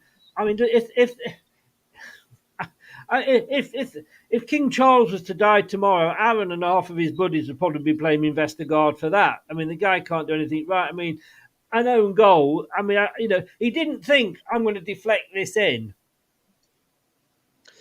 Vestergaard, to be honest, apart from that, and I don't like Vestergaard as well, he hasn't had too bad a game. He's actually been decent on the ball today or tonight. So Yeah. I think that also, like, from watching as well, I don't know how much you can hear of it, Brad, but Eunice Atkin was actually quite good dropping back defensively as well on that right wing. Drop back and help his defender and making up for Ricardo, who is technically a, inverted wing back. So we are playing the back three, so that's useful. But going wide a lot, before that final third, and a little frustrating, again, like I said, just I really want to see, to me, I would like to see Cassidy come on and for Ndidi, and I would like to see Casey McAteer swap out for Mavididi. And he hasn't done a lot wrong, McAteer. I just think that Mavididi would just give that bit more polish. Would you agree, Brad? You guys discuss that, because I need to just go and have a natural break. Okay. Yeah, I mean, I heard from Taggart that the two subs were warming up with a couple of minutes ago, Luke, were Chowdhury and Cassidy. Now, I know obviously that doesn't mean too much anything. That might be just the first idea that he wants subs on. He wants to change things up in the midfield, so he wants them both ready. But I agree with you. I think we're just missing that little bit of potency. And again, not like any of them have played terrible for me, but I agree with you. I think if you're looking at areas where we haven't either really got the ball out to, or we haven't really shown that flair, Mavididi coming on from McAteer and definitely Cassidy coming on was an idea. But what about Dewsbury Hall? I mean, from what I'm saying about the two subs warming up, do you think maybe he's going through the middle then as an option? He is, but like Dewsbury Hall, he has glimpses of brilliance, but then sometimes it can be, again, really frustrating with his ball control of that first touch. He loses it quite often. He's got the engine, he's got the pace to go forward, but he loses possession of the ball sometimes just by that first touch. And I think that if Cassidy goes on, it's going to be a lot more positive and forward-minded and attacking sense of play. I don't know who it's going to be, but I tell you what, though, yeah, Enzo definitely did not look happy, though. Like, he definitely looked a little flustered. Mads Hermansen's ball distribution, especially that first 15 minutes, was a thing of beauty. And how far he's coming up the pitch, mate, is ballsy, I should say. Yeah, I think, again, tired to link it, but you look at Edison at Man City, it's definitely something that's attributed to the goalkeepers and around Man City. So I'm really happy with him. I don't really blame him for the goal. I mean, I'd have to see it in the highlights to make a proper judgment and that, but from the way it's been described on LCFC radio, it sounds like it took a deflection, which just wrong-footed him. But that aside, just for me, do you feel that maybe also that they've lost a bit of patience? Because KDH has scored a couple of memorable goals so far for us this season, but instead of keep working it, trying to find a gap and getting us into the box and being a bit more dangerous, I feel like we've wasted a few opportunities just because we're like, well, we've made 50, 60 passes. Now we need to have an end product. And some of the players are shooting for the sake of shooting. I know the crowd can maybe get on them and say shoot and it kind of goes to them, but do you feel that they're doing the right thing? Should they have been shooting from there? Or do you think it is a bit of patience is needed a little bit more? Definitely a bit of both. Like, yeah, definitely. Yeah, Dewsbury had a few shots that dragged. They looked nearly the same, dragged and went wide. I wouldn't be surprised if Enzo subbed Dewsbury off, purely because he has been not his best, but he hasn't been poor, like completely poor. I'd like to see what people in the comments below think, but I definitely think without a doubt you're going to see Cassidy come on. I'm just not sure about the other subs. Yeah. I mean, Boris is here. He's supporting his favourite. He says we need a bit of Vardy vengeance. I mean, we know he's going to be the second string striker, and Nacho is obviously the first choice, and he'll become the first choice more when he signs a new 5-year deal. Heard it here first, guys. But no, I mean, what point would you bring Vardy on? Does it have to be? Do we wait until we're level, or is this someone we can maybe bring on early? I mean, Nacho's not done anything wrong. I think he's been quite decent on the ball. He had a few tackles that brought us free kicks in dangerous areas. When would you want to put Vardy on? What point of the game would Vardy be on for you? Vardy got subbed quite early the last game, not the Caribou, the other one, and against Rotherham. And but I would actually expect to see Kelechi Iheanacho play for at least another 15 minutes and see Vardy tends to be trending around that 70-minute mark. Kelechi's been involved a lot in the play. He's had his back to the goal, proper deep as well, and getting linking up the play. So it's almost like a completely different style, as you know. Once Vardy comes on, we're looking for that counter attack, that ball over the top, making those runs. Whereas Kelechi's plays a lot deeper. It's a complete different style of play between the two. Can I just say, look at that, a rose between two thorns. I was going to say something else, but I remembered it's a public show and nobody else can. I must be kind. I must be kind. A couple of comments I want to go back to. Thanks for doing that, guys. Like I say, I needed to water the plants. Boris said earlier, our goalie continues to look dodgy. Boris, you're always one. You're hard to please, Boris. I feel sorry for your wife, Boris. I know you're very difficult to please, man. But you're probably watching the game and seeing it at a different angle. I'm only going off what Tags and the other commentator said.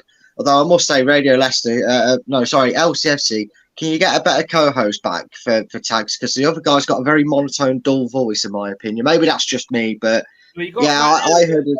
You've got Matt Elliott and you've got Chris Powell. Yeah, but you've got them in the studio, haven't you?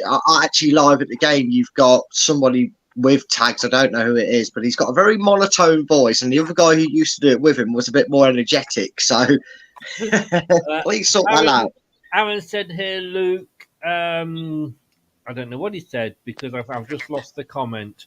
I can see it. Yeah. Poor game. All these shots and no creativity. Iheanacho, I've had to come to you. I couldn't go to Brad with this. Iheanacho is just not the answer. He is terrible. Ban him. That's harsh. Get him out. Get out, Aaron. We don't tolerate this slander in this court. Sorry, it's not a courtroom, Brad. Remember, you have to put your favourites aside. No, look, again, Aaron's seeing the game from his point of view. It's totally an acceptable opinion, but I think you're not seeing really. I think people are expecting Iheanacho that if he's starting, he's suddenly going to bang in 20, 30 goals this season. And I think if you're noticing how Leicester are playing, the four midfielders are getting involved in the box and attacking, that our goals aren't going to come from one source this season. They're going to come from 4, 5 or 6. It's what he's doing with the ball that impresses me. His hold-up play. I'm going to do the same question to Luke because the question was to Luke. But sorry, I didn't. It's noise going on around there.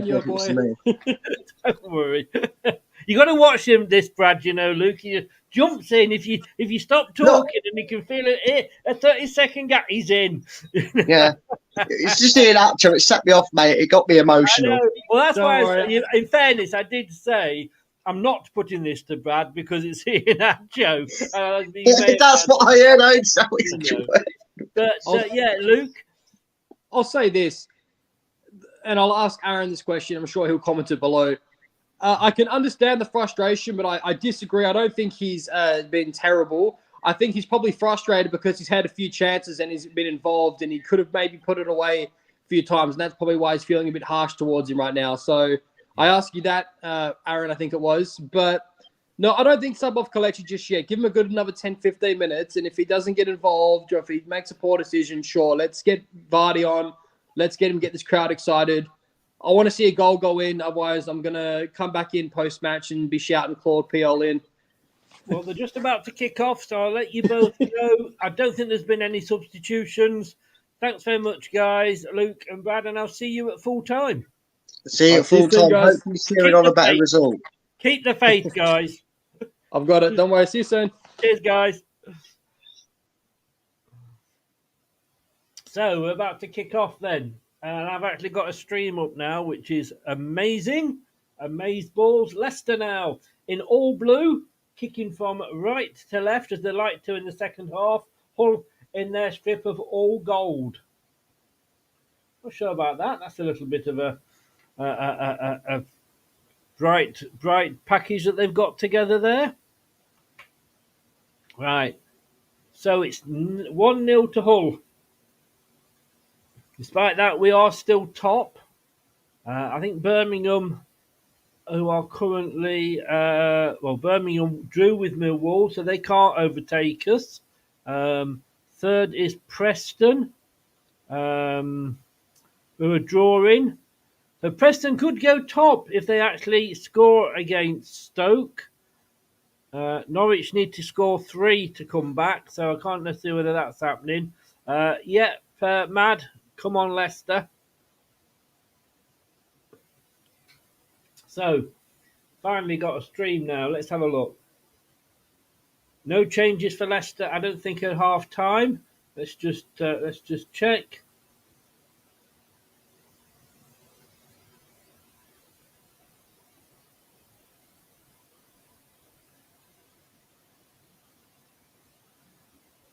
So yeah, there's no substitutions yet. There's a free kick to Hull. And they've got it now in the far court on the far side, passing it around. Playing it back though. Now it's a hoof forward down the far side for Hull. Fass has it covered. Oh, nice play by Fass.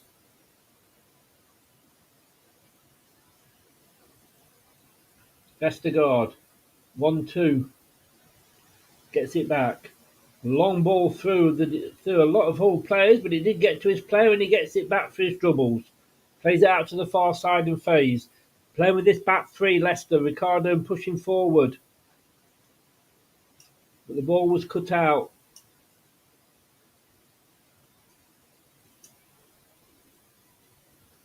Oh, another good challenge there by Fass, but it comes out to Hull.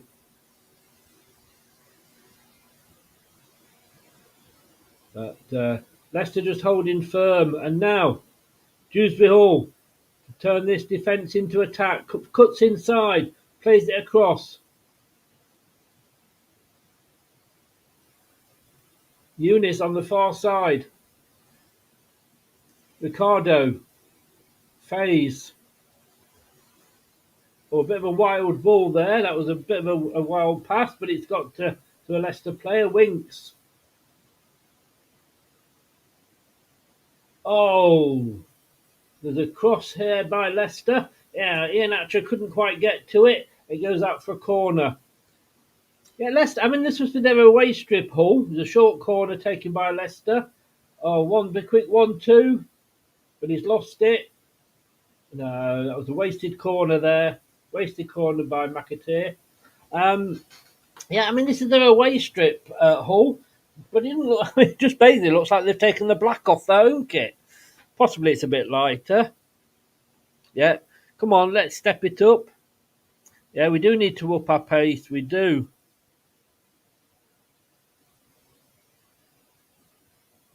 I haven't really seen enough of him yet. I'm not even going to attempt to pronounce that. We'll call you 1905.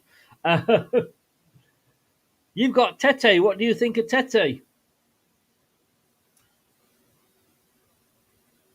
I mean, he played 45 minutes the other week against Tranmere, and he got didn't get the assist, but he set up the assist, if you know what I mean. But we've got fingers crossed. No, we weren't sorry to see him go. 1905. Yeah, all the best, Terry, mate. Take care. The free kick to Hull on the far side.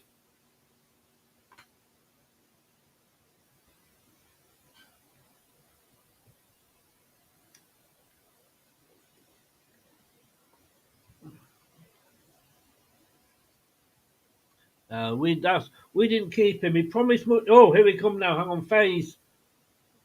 Coming away. We really do need to up the pace a little bit. That's what Taggart's saying. He's quite right. The ball's chipped in. Oh.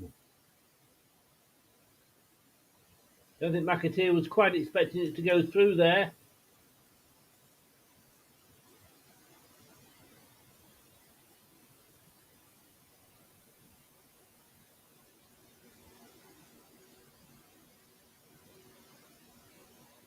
There's a goal kick to Hull.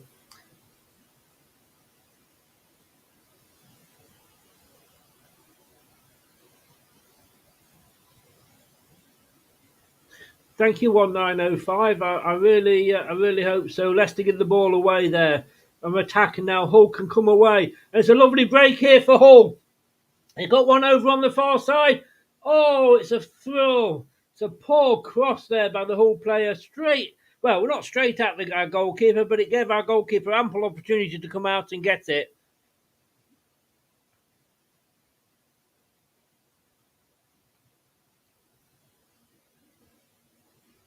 But that could have been costly there.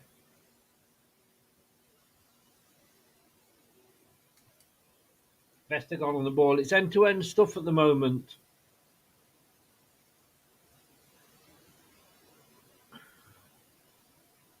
So Eunice on the ball. Twists and turns. Just a little bit too hard for Iheanacho there. But there's a lovely bit of play there. Well, Doug is in. Hi, Doug. How are you, sir?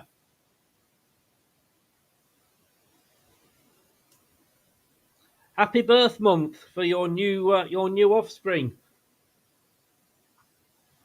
Come on, Leicester Gray. You're quite right. Faze with the ball on the far side. Plays it out to the wing. Eunice on the ball. Plays a short one in, but he's played it short and then commits the foul.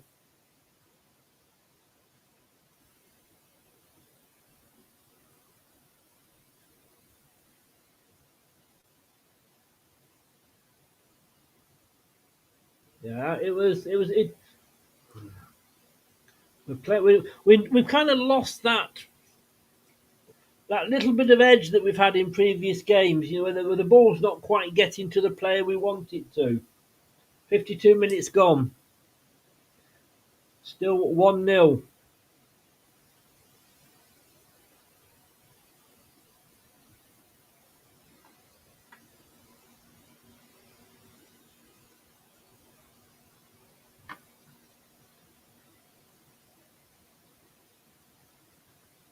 Leicester about to make some substitutions. We have Doug. I should surprise him, but if I could say fair play to Hull. But Dewsbury Hall somehow manages to get away with it and it ends up with Vestergaard. In the Hull half, plays the ball forward. Oh, plays it out now to McAteer. Oh, greedy from McAteer there.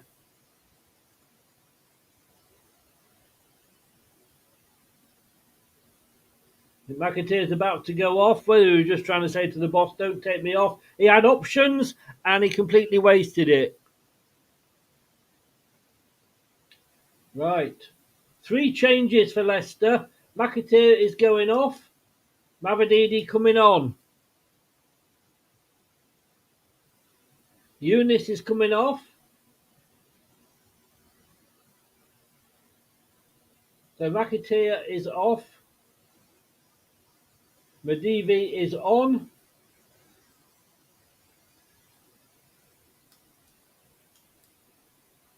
Just waiting for the other substitution. Because Cashaday's come on. Eunice has gone off. And Didi has gone off. Ndidi for Cashaday. Probably not Ndidi's best game of the season so far. Just want to see who's replaced Eunice. It's not come up yet.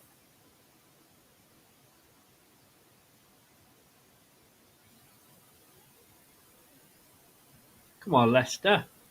Stick it up. Who's the other substitute? We have made 3, although according to LCFC.com, we've only made 2. It's not difficult. Is it difficult to put up who's gone off, who's come on? Surely not, but it is to Leicester.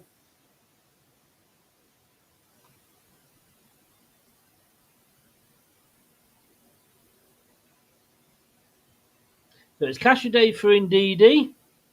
Mavididi is replaced by McAteer. Eunice makes way for Fato. Fato's come on. He's got a booking. Winks has talked himself into that one.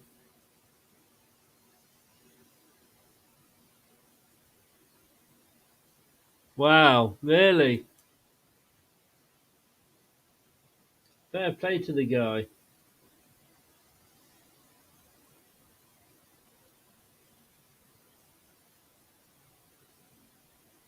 Yeah, that was Winks. Now that was a just silly yellow card there.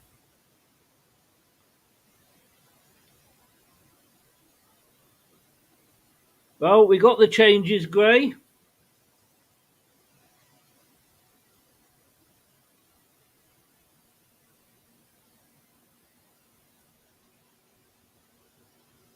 So it's like I say, McAteer has been replaced by Mavididi. Eunice is in exchange for debutant Fataul, and Kashidi is on for Ndidi. The 56 minutes gone. Those substitutes were made on the 54th minute.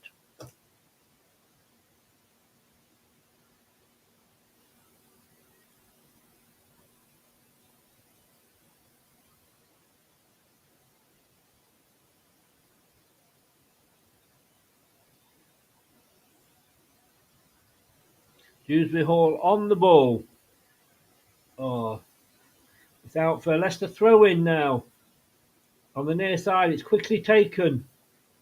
Doyle twists and turns. Can he get a cross in? Oh. It's lovely football we're playing, but come on. Winks crosses the ball in. Oh!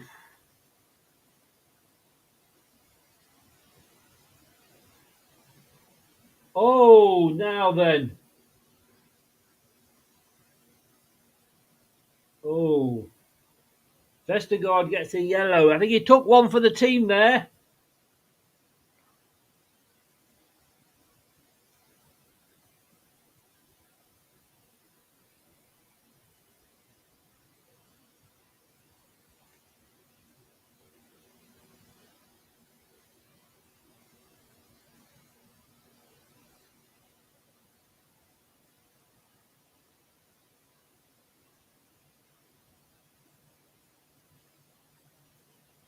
Yeah, that wasn't. Unfortunately, he had no option. Otherwise, the Hull player would have been away. No, he's not. You're quite right. You're quite right, Jeff. I'm not afraid to take the names off either. It reminds me very much of Serena Vaigman, the England manager, the England Lionesses manager. She's not. She doesn't stand for nonsense. Whoever you are, if you're not playing, you're off. And I think Enzo's the same. I can't think of any of those three players that particularly deserve to stay on. When Eunice, it's early days yet, so but he wasn't having the best 45. But he's been replaced by a Champions League player. Now, well taken by Hull on the near side. He's got to be careful here as Vestergaard. He's put on his bottom vest. Was it? Oh, Vestergaard really there. Not playing well at all.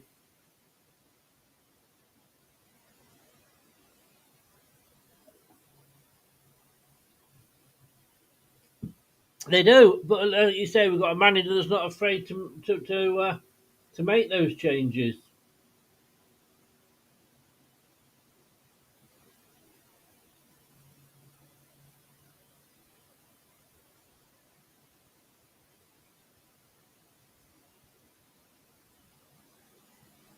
So we got away with that one, Leicester, and it's a throw in now to Leicester.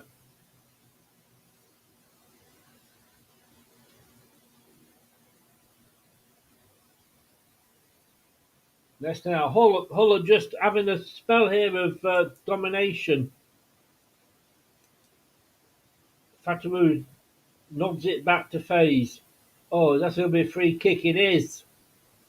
Into the back of Ricard.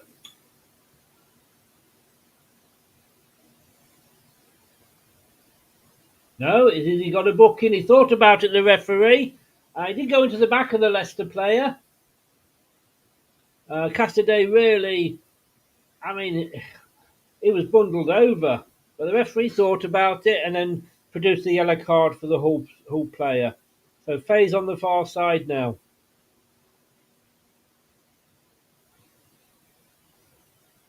Leicester now coming away. Lovely 1-2. Plays it back. Dewsbury Hall. Oh, Dewsbury Hall maybe should have gone first time. I think it was a bit under his feet. Took an extra touch and shot it, but it was straight at the goalkeeper for Hull. Leicester looking better. That's probably one of the best moves that I've seen them make. But he had the whole goal to shoot at. In fairness, well, probably half, 2/3 of the goal, but he went straight at the goalkeeper for Dewsbury Hall. But Leicester now looking a little bit more dangerous.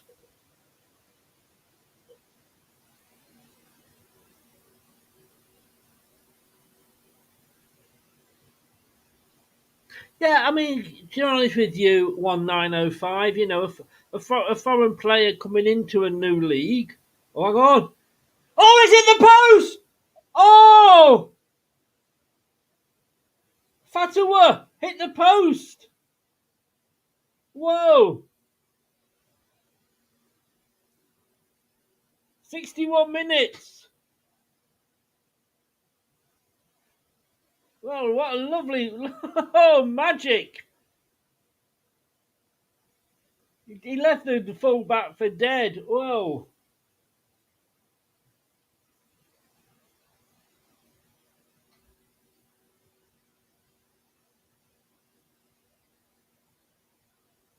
The corner to Hull. Yeah, it's going to take him a while to settle in. It's got to. I mean, you're moving clubs within the same country. That's hard, but you're changing clubs and you're changing cultures, style of play because you're in a different league. It does take time, and you've got to give these players 1905 at least that 1 or 2 months to settle in. So we nearly got it back, but Hull got a corner. They take it short now. Twine's gone for goal, but I'm not sure who it hit, but it's come out. Can Leicester get it away? Not yet, we haven't. And we lose it, but it's a free kick to Leicester. This referee is probably stopping the game more than I've seen any other ref this season.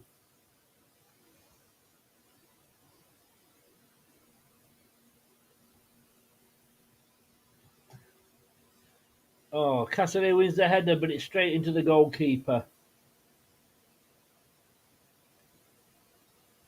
So 63 minutes gone.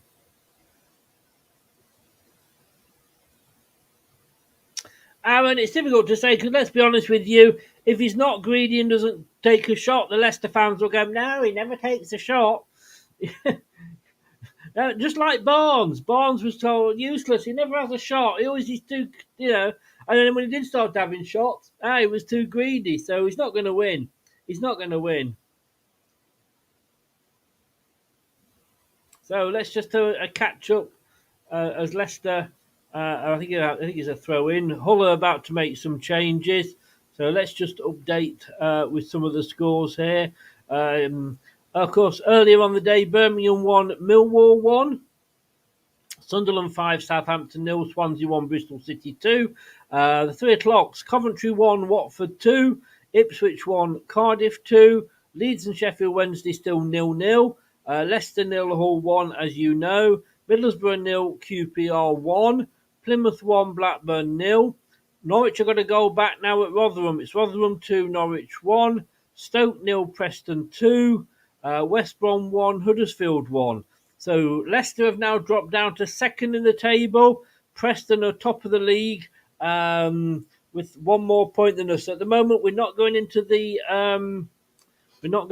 international break. Top of the league. If we get a draw here, we won't either because of Preston's goal difference. So only a win will take us back to the top of the league.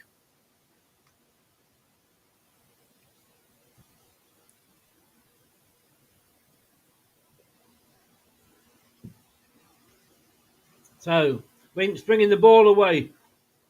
Mavidi on this side. Shorts to Winks. Winks turns, chips the ball in. It's down to Vestergaard. No, Doyle, sorry. Doyle, and he shoots high, wide, and not very pretty.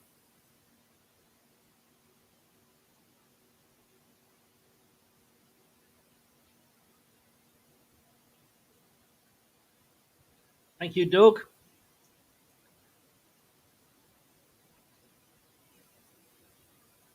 Not sure that shouldn't have been a corner, to be fair. But it's a goal kick.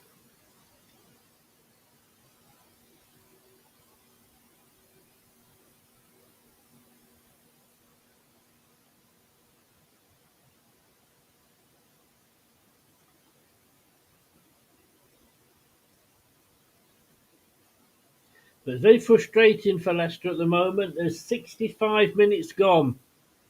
Oh, Faze. Faze controls that beautifully, in fairness, under pressure. It's a long cross across field for Leicester. Doesn't get to the Leicester player, but it will go out for a throw into Leicester. Quickly taken. Leicester trying to get on with it now. Winks.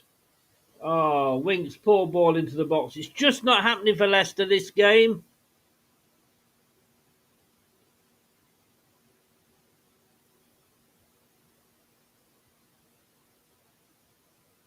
Oh. Had to be a smart move there by the Hull goalkeeper. Put the ball down and was closed down. Now, let's no. He's I mean, honestly, this guy, this referee, honestly, I haven't seen that. The worst referee I've seen. He's just not letting play go on at all.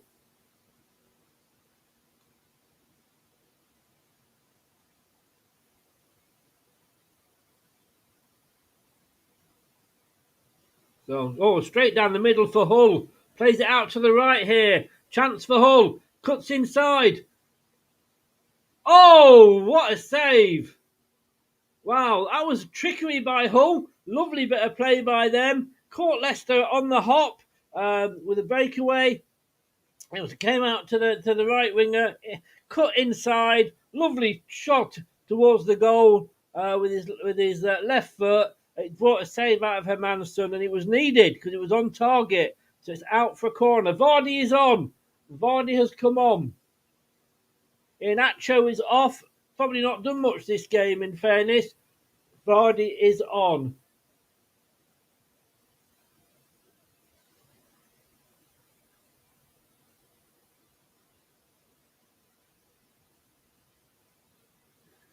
So we've got just over 22 minutes. There will, I'm sure, be stoppage on top of that.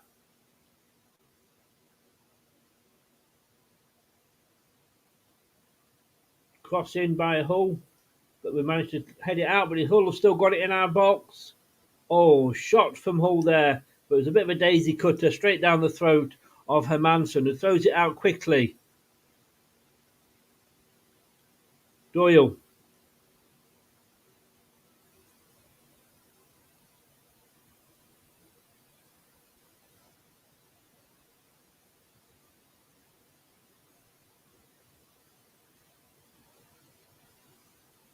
So Leicester now on the near side, coming forward, playing neat football, but it's not getting us anywhere at the moment. Oh, and an awful ball through.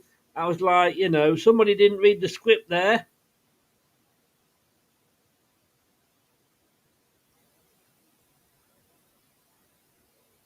Seen a couple of those from Leicester.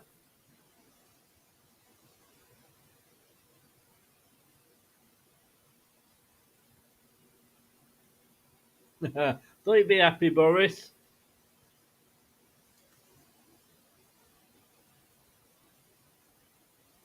Oh, not the referee. Come on.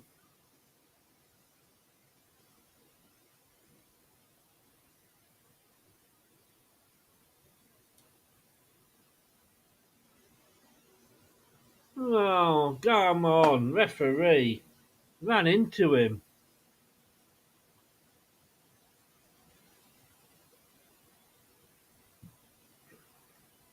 So 69 minutes gone. It's a free kick to Hull. Outside the penalty box, but just sort of on the corner. And Manson's giving instructions to his wall. Faze is gesturing. There's a two-man wall. Little and large in that wall by the look of it, but there we go. Free kick to Hull. 70 minutes on the clock.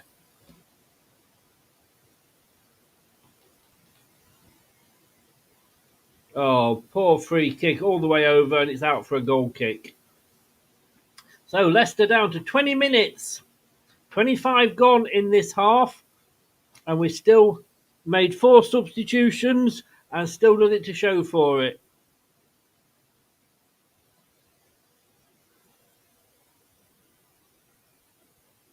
Still got the majority of possession.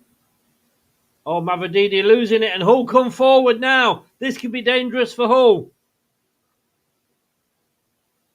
Oh. He tried to do too much. Now Leicester can come away with it. Cassidy loses the ball. Oh, no, it was obviously going to be a free kick. Of course it was.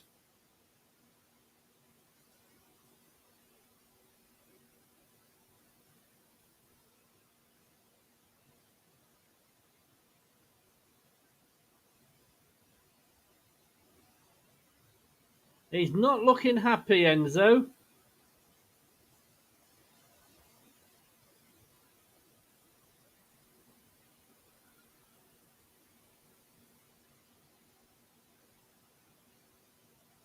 Long ball up from Hull, but it's just collected by Faze.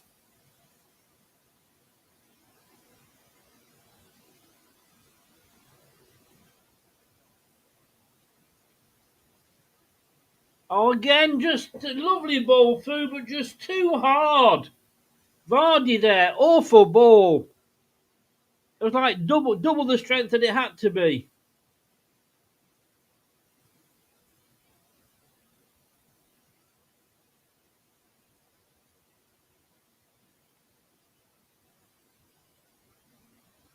Yeah, but we used to counter when we won the Premier League in 15-16. We need to change styles. We can't keep countering all the time.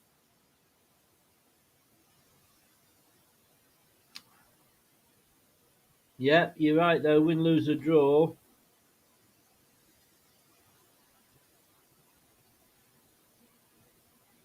Oh, Dewsbury Hall sold a bit short there. Doyle.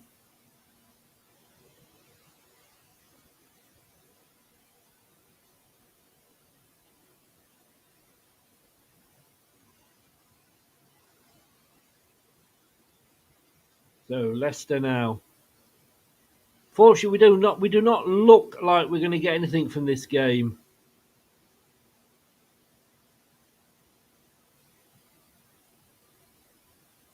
Again, an awful ball.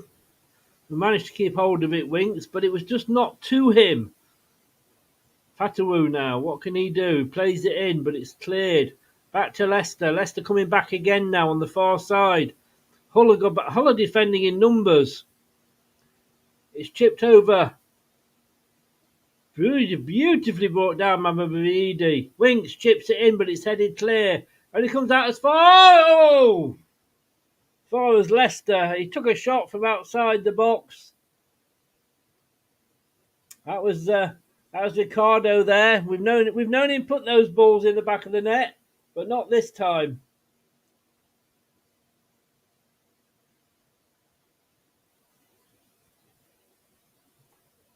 Another substitution now. I think this is all 5 for Hull.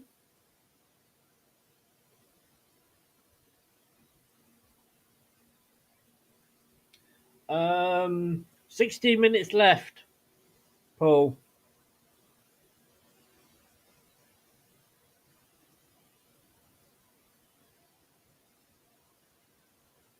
Oh, good defending, Vestergaard. But it's still with Hull. But no, Hull now have given away a free kick and it's gone to Leicester. Faze takes it very, very quickly. Wants to get on with the game. Quite right as well. Oh, that was a pull back. Fatawu there was pulled back. The Hull guy took one for the team. And quite right, the referee's got it right, that one. It was a booking. Leicester would have been away. He knew what he was doing. Fortunately, it's not a red because there was plenty of other players back. But he took one for the team there. So it's Leicester 0, Hull City 1. Are Hull City going to be our bogey team again? Norwich still losing 2-1 at Rotherham. Preston is still leading 2-0 at Stoke. We're not going to get 2 goals. I cannot see us getting 2 goals in this game. Enzo is in the manager's area, trying to give some instructions out. Faze with the ball in their own half. Oh, again, played ourselves short. Did Leicester there? These through balls are just not timing them right.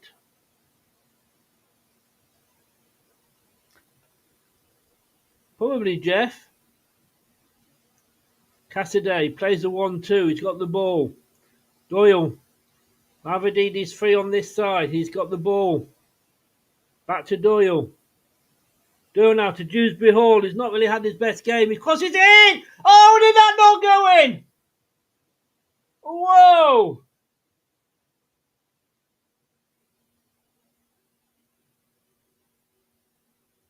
Let's have a look at this. Oh.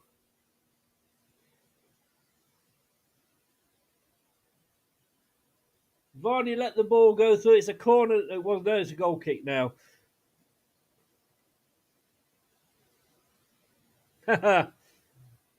Paul, you're not wrong on this game. But look, 76 minutes. We have proved this season we can score 2 goals. That's going to go all the way through to the whole goalkeeper there.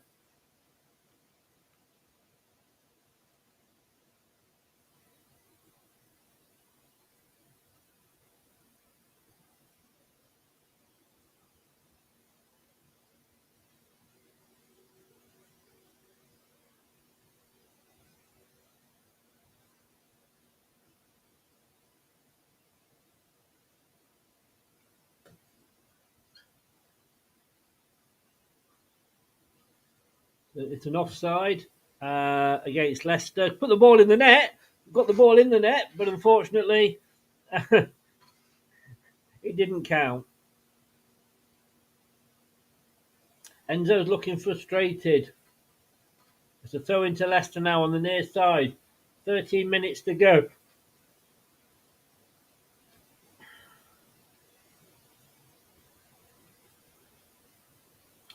We are, but unfortunately, we're not hitting the door. We're knocking on the door, but we're knocking on the wall at the side. But you never know. This Leicester team.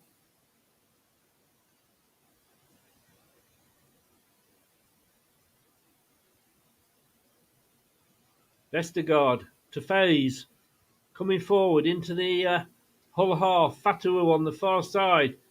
The ball at his feet. Looking for support. He has got it now. Back to Faze. Winks. Doyle. Mavrididi. Chips it over, but there's no Leicester player there. It's much too high. But Fatawu's still got it. And it's a goal kick.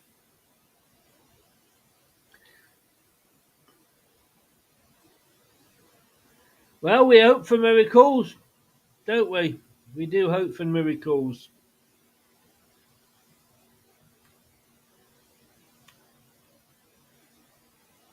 I know I did say, is it better that we get the loss out of the way early on? But it still hurts. It's still hurting. So Leicester now have it in our own half with Faze.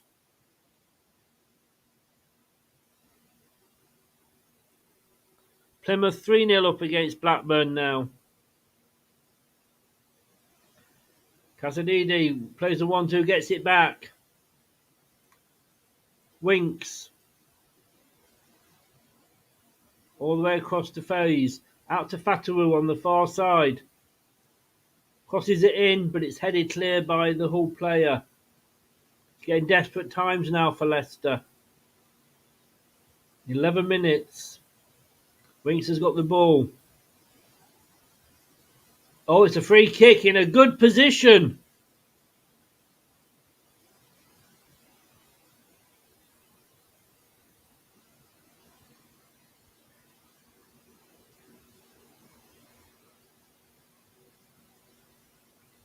Mavrididi taken out, and it's almost just outside that little circle that's in front of the Penalty box.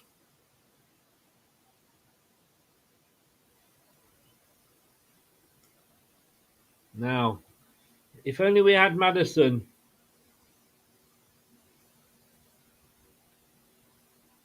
Let's not panic shop. It's one game. It's one game out of 8. There's 4 players over the ball. Who's going to take it? Vestergaard's over the ball as well. Vestergaard's walking away now. Mavididi, Winks, Dewsbury Hall. Who's going to take this free kick? Looks like it's going to be Mavididi. What's he going to do with it? Got the wall huddled. They've got the door stop behind. Chips it in, but it hits the wall. I think that was going to be on target, to be honest with you.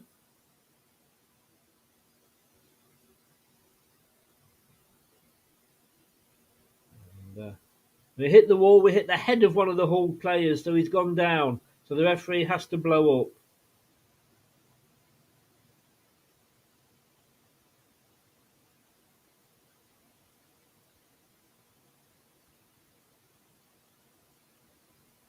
Well, it did hit him. It hit him in the face. Wow. Brave defending there from the Hull guy.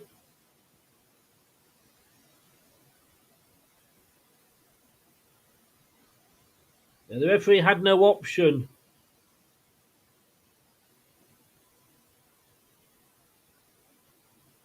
Yeah. So it's drop ball for Leicester. Referee did the right thing there. Fair play to the referee. He couldn't do anything else. As it stands, Preston are top of the division. Fatawu pulls it across, but Vardy could not get on the end of it. He should have done better with that. And Hull bring it away now. Leicester let another chance go begging. And they let Hull away on the far side.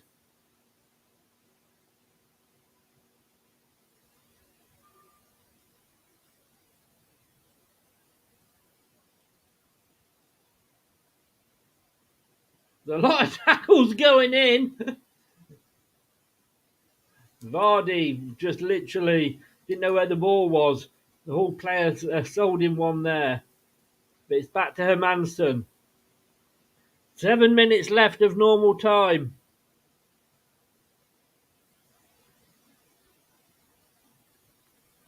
So we've had all the substitutions. We've had the stoppages. Should be a fair bit of time.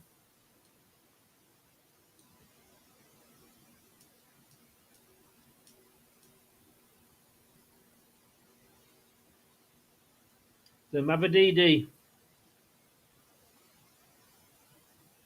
Oh, gets the free kick again.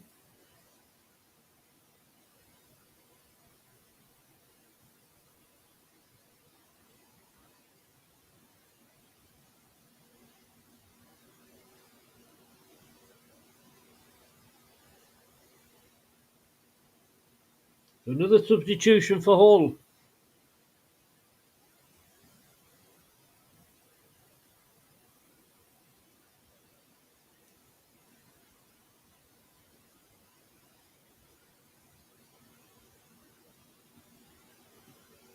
Goal scorers off for Hull.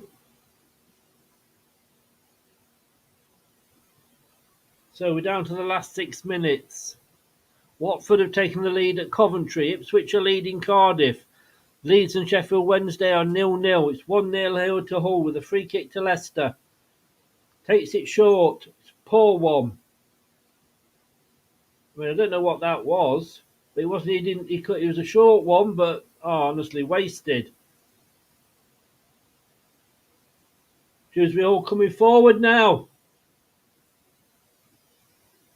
Leicester, honestly, how many attempts do we need? Mavididi crosses it in. Out for a corner. Wow.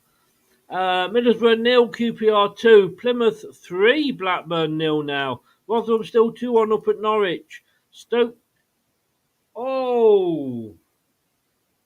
That was nearly in from the corner there for Leicester. Just went wide. Stoke 0, Preston 2, West Brom 1, Huddersfield 1. Vardy there. Short corner again, clipped in. Vardy hit, a header. just wasn't far off. Wasn't far off. Fair play to Vardy. Wasn't far off there.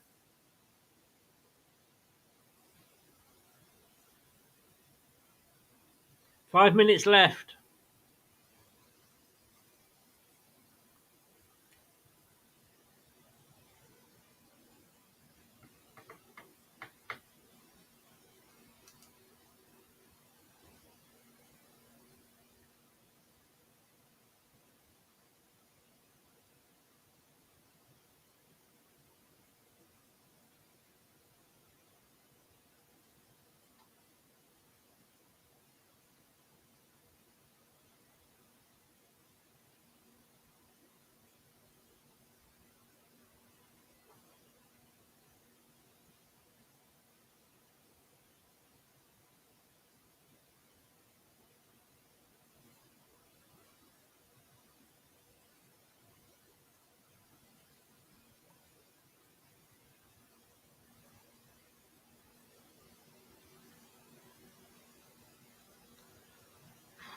So,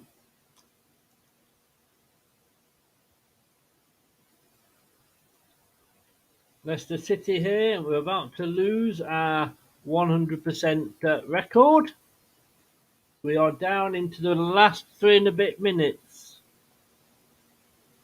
Fatawu, though, can he do something here at the end? Brings it across. Is that a corner? Yes, it's a corner.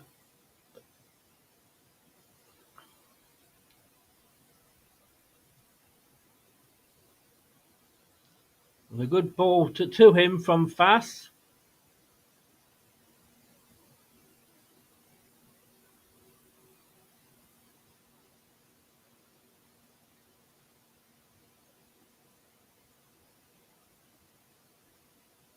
Oh, it's a goal kick. It's a goal kick.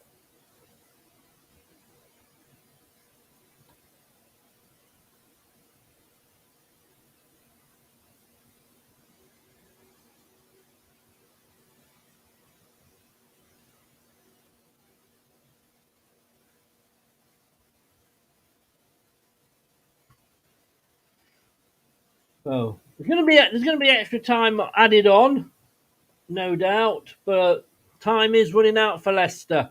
They need to do something quite quickly.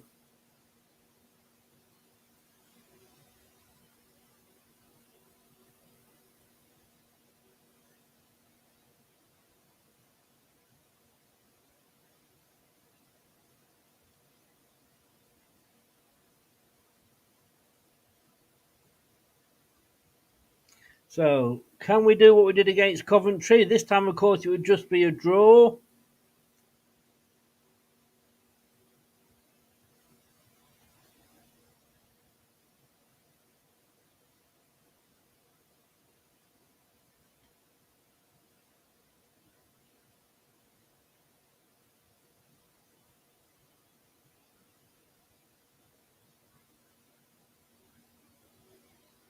No, Fatawu trying to do something in fair play, in fairness to him, but time is running out.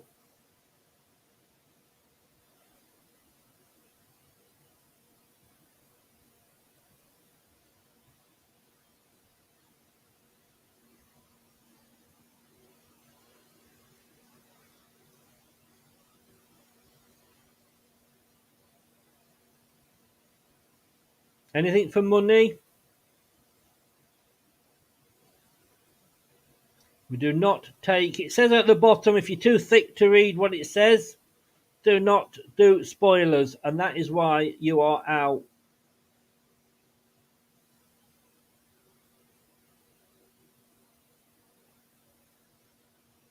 So Mavadidi chips it over or goes all the way through. Why did nobody try to get on the end of that? Time is very much against us now. Be interesting to see how much injury time. 3 minutes, only 3 minutes of injury time.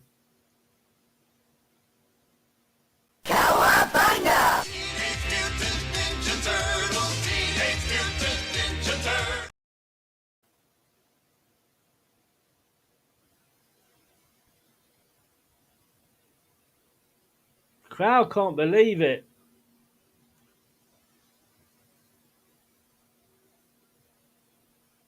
It's expecting a lot more. Mavadidi here.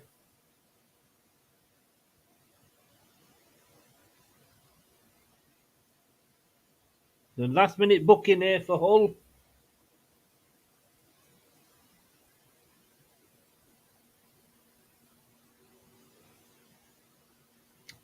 I thought we were supposed to be playing to new rules this season.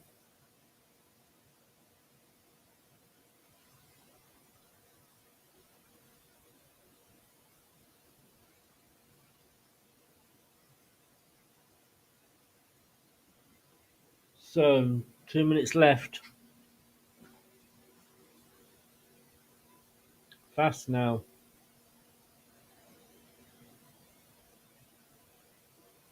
Oh, that surely's got to be it now then. Fatawa.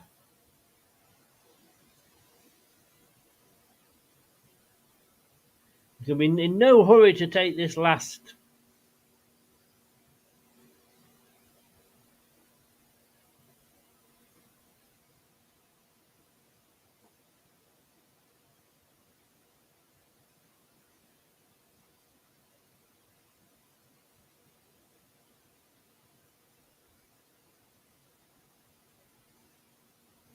So into Leicester, they're fighting over that. A long ball forward. Leicester fans are starting to leave.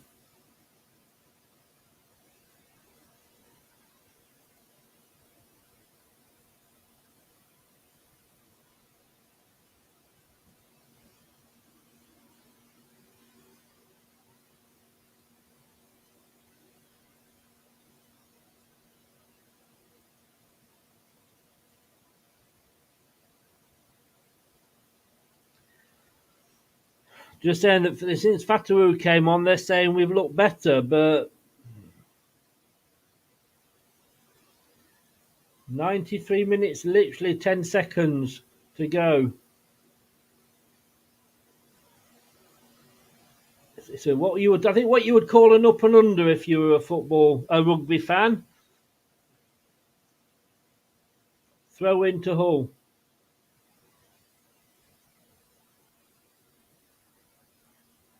Fatawu gets a last minute yellow, doing one for the team there, I think.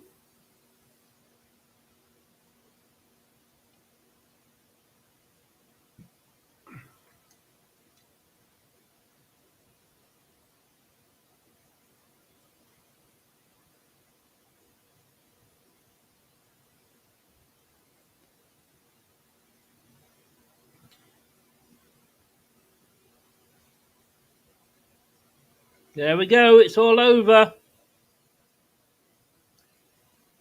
It's all over. Eddie Waring, indeed. Indeed.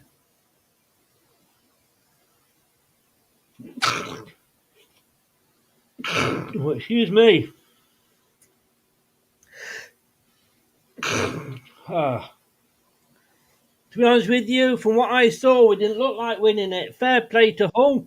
We'll be back with the full chat with my two colleagues straight after this, and we'll do that straight after this. The Premier League? That's so last season. It's all about the Championship here on LTID TV. Now that's what I call football. You hit the right. The TalkSport Fan Network is the ultimate on-demand destination for the UK's best fan-led football podcasts. Including Leicester Till I Die, independent analysis and reaction for the Foxes faithful. The TalkSport Fan Network. Unbeatable club-dedicated content created by the fans, for the fans. Follow the podcast on the TalkSport Fan Network. Hello, Matt Elliott here. Hi, Alan Smith here. Hey guys, Ian Hume here. Hi everybody, Jerry Taggart here. Be sure to watch Chris and Leicester Till I Die TV for all the latest Leicester City news and information. You can also subscribe on YouTube and various social media channels for the latest updates and news on Leicester City Football Club. Come on, you foxes! Indeed. There we go. Let's bring Brad in. Let me get my earpieces out. Got what we deserved, Brad.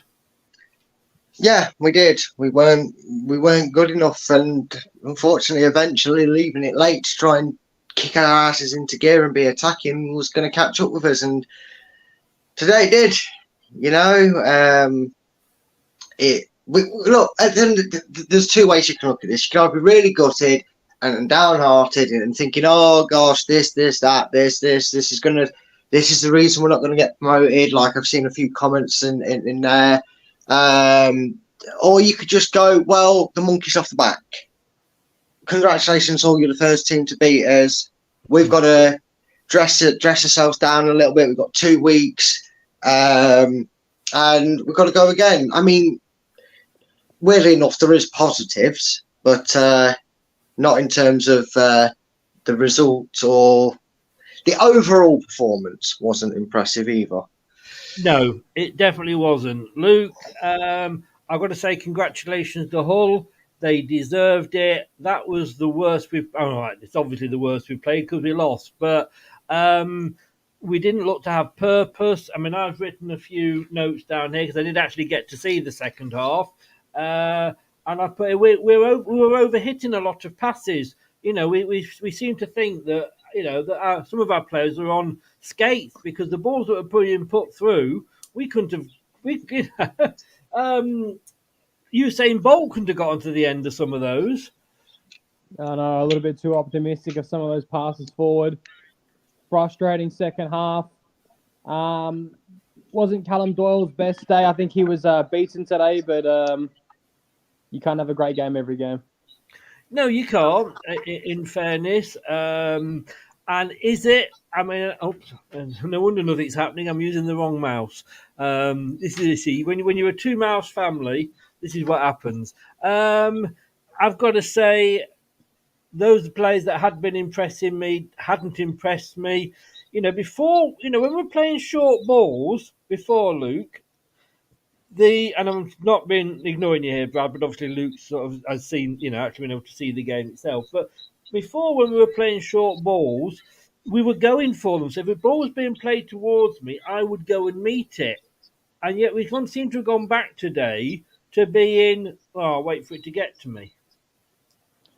I know it didn't seem as free flowing as some of the previous games we've been watching. A lot of crossing it to the other side, but nothing. Again, there was no one able to get into space in time. Way too. How do I put this? Just like you said, the passes were just too optimistic. You know, no one was going to reach those, and I think it's a shame you weren't able to see the first half, but 2 different games with once Kelechi came off. Is that going to be a problem, Brad? Do you think? You know, I presume Luke means that we were better when Kelechi came off. I'll be honest with you, we actually seemed better when Cassaday came on. I don't think it was any idea with the striker changes. I think it was more the flux, because up until the point of the substitutes, we really didn't seem to have any. We didn't seem to have the engine running. You know, it was like we were late to the game. You know, the first half told that. Second half, I mean, someone's already put it in the comment section, but that Abdul Fatah, he looks really good, full of energy. I think our biggest problem at the moment is whilst we can change the tempo with the substitutions, nothing else really changes. And we criticise Brendan for being predictable with his subs.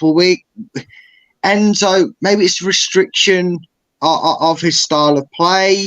Maybe it's restriction of the players we've got. I know we've praised the window, so it sounds silly, but we've got to let a few players work their way in. It just felt a little bit samey. It's, you know, you kind of substitutes half time, 2 wingers came off and a midfielder came on. Oh, okay. So what's next? I bet Ian Atcher comes off for Vardy. Vardy comes on for Ian Atcher. I'm not criticising it because it can work. We've seen it work, and I'm not just saying because we lost today it suddenly doesn't work, because it does. I just think maybe when a side like Hull, if we're ever in this situation again where we're 1-0 down, we need to go to plan C, maybe. Because I think this works when we're drawing or we're winning. It doesn't work when we're losing. Will Brown there. Thanks, Chris, for the listen along. Appreciated. Played, guys. Up the Tigers. I've got to say, look, there's been a couple of Hull fans in there. I know I've been saying that it's got that albatross off our back now, this lot of the Invincibles, and look, Leicester are going to buy the league and all this, that, and the other. I've got to say, from what I saw, and from what I kind of saw in the first half on the AI, and what I did see in the second half, I've got to say, Hull deserved it. If it had been a point, yeah, maybe that would have been a fair result, but we didn't deserve the win, and we didn't deserve the 3 points, did we, Luke? For me, in my mind, anyway. No, but I do think Hull were dirty bastards. They hopped. I would like to see how many yellow cards they got. There was a lot of passages of play with counter-attacks that got stopped because of that. But no, we didn't deserve the 3 points, but would have been nice to get the one. I don't like going into an international break with an asterisk or losing that momentum. Jack says here, got what we deserved. Walking football is so easy for opposition to mark. First shot on goal took 60 minutes. Looked like we have signed more dross. Now, I mean, everybody's entitled to their opinion, Jack. I'm disappointed, even though I was one that was saying, Brad, that, look, we need to get that first loss out of the way. It still hurts, but it's one loss out of, 8 games? I mean, let's wind our necks in a little bit and go, it's not all doom and gloom. I mean, I'd sooner be us than Sheffield Wednesday. Yeah, and I know we say it doesn't really matter to an extent. It still gives the same outcome, but I'd rather lose 1-0 to Hull than 5-0 to who was it they played? Sunderland. I'd rather not lose to Rotherham 2-1, or at least it was 2-1. I don't know if Norwich got a late equaliser. I'd rather lose this game and get it out of the way, because the frustrating thing is Hull didn't really do anything to win the game. That's the most annoying thing that hurts about this game. Minus their goal, Hull did nothing. And that's something I've always said a concern is we're going to see this where you'll probably find that 80% of the opponents we come up to play against in this division, they will offer nothing going forward for us. They'll try and score a counter, and it worked today for Hull. They had one counter attack, the only shot of note I think they had, and it's won them the game. And look, that's good. That's going to happen. Some people, look, the whistle's just blown. I kind of get the instant rubber shit, pass the shit around. So I'm not going to say anything about Jack's comment, because he's right to be entitled, right to be frustrated, and maybe when we look back on it, we'll go, well, actually, Hull did a job on us, whether we like it or not, they did, and we need to find a new way. And I suppose the one good thing I know most people like to kind of bounce straight back into a game, but this international break gives Enzo a chance to have a think on that, and the players see that they're not impenetrable and what they can do. Yeah, but to say that we signed Dross, Luke, it is kind of, opening your mouth before you're putting your brain into gear, isn't it? After just one game that we've lost. Yeah, what does that mean, Dross? I'm awful. Sorry, I forget. Yeah, thank you. Dross is rubbish. Yes. No, I don't.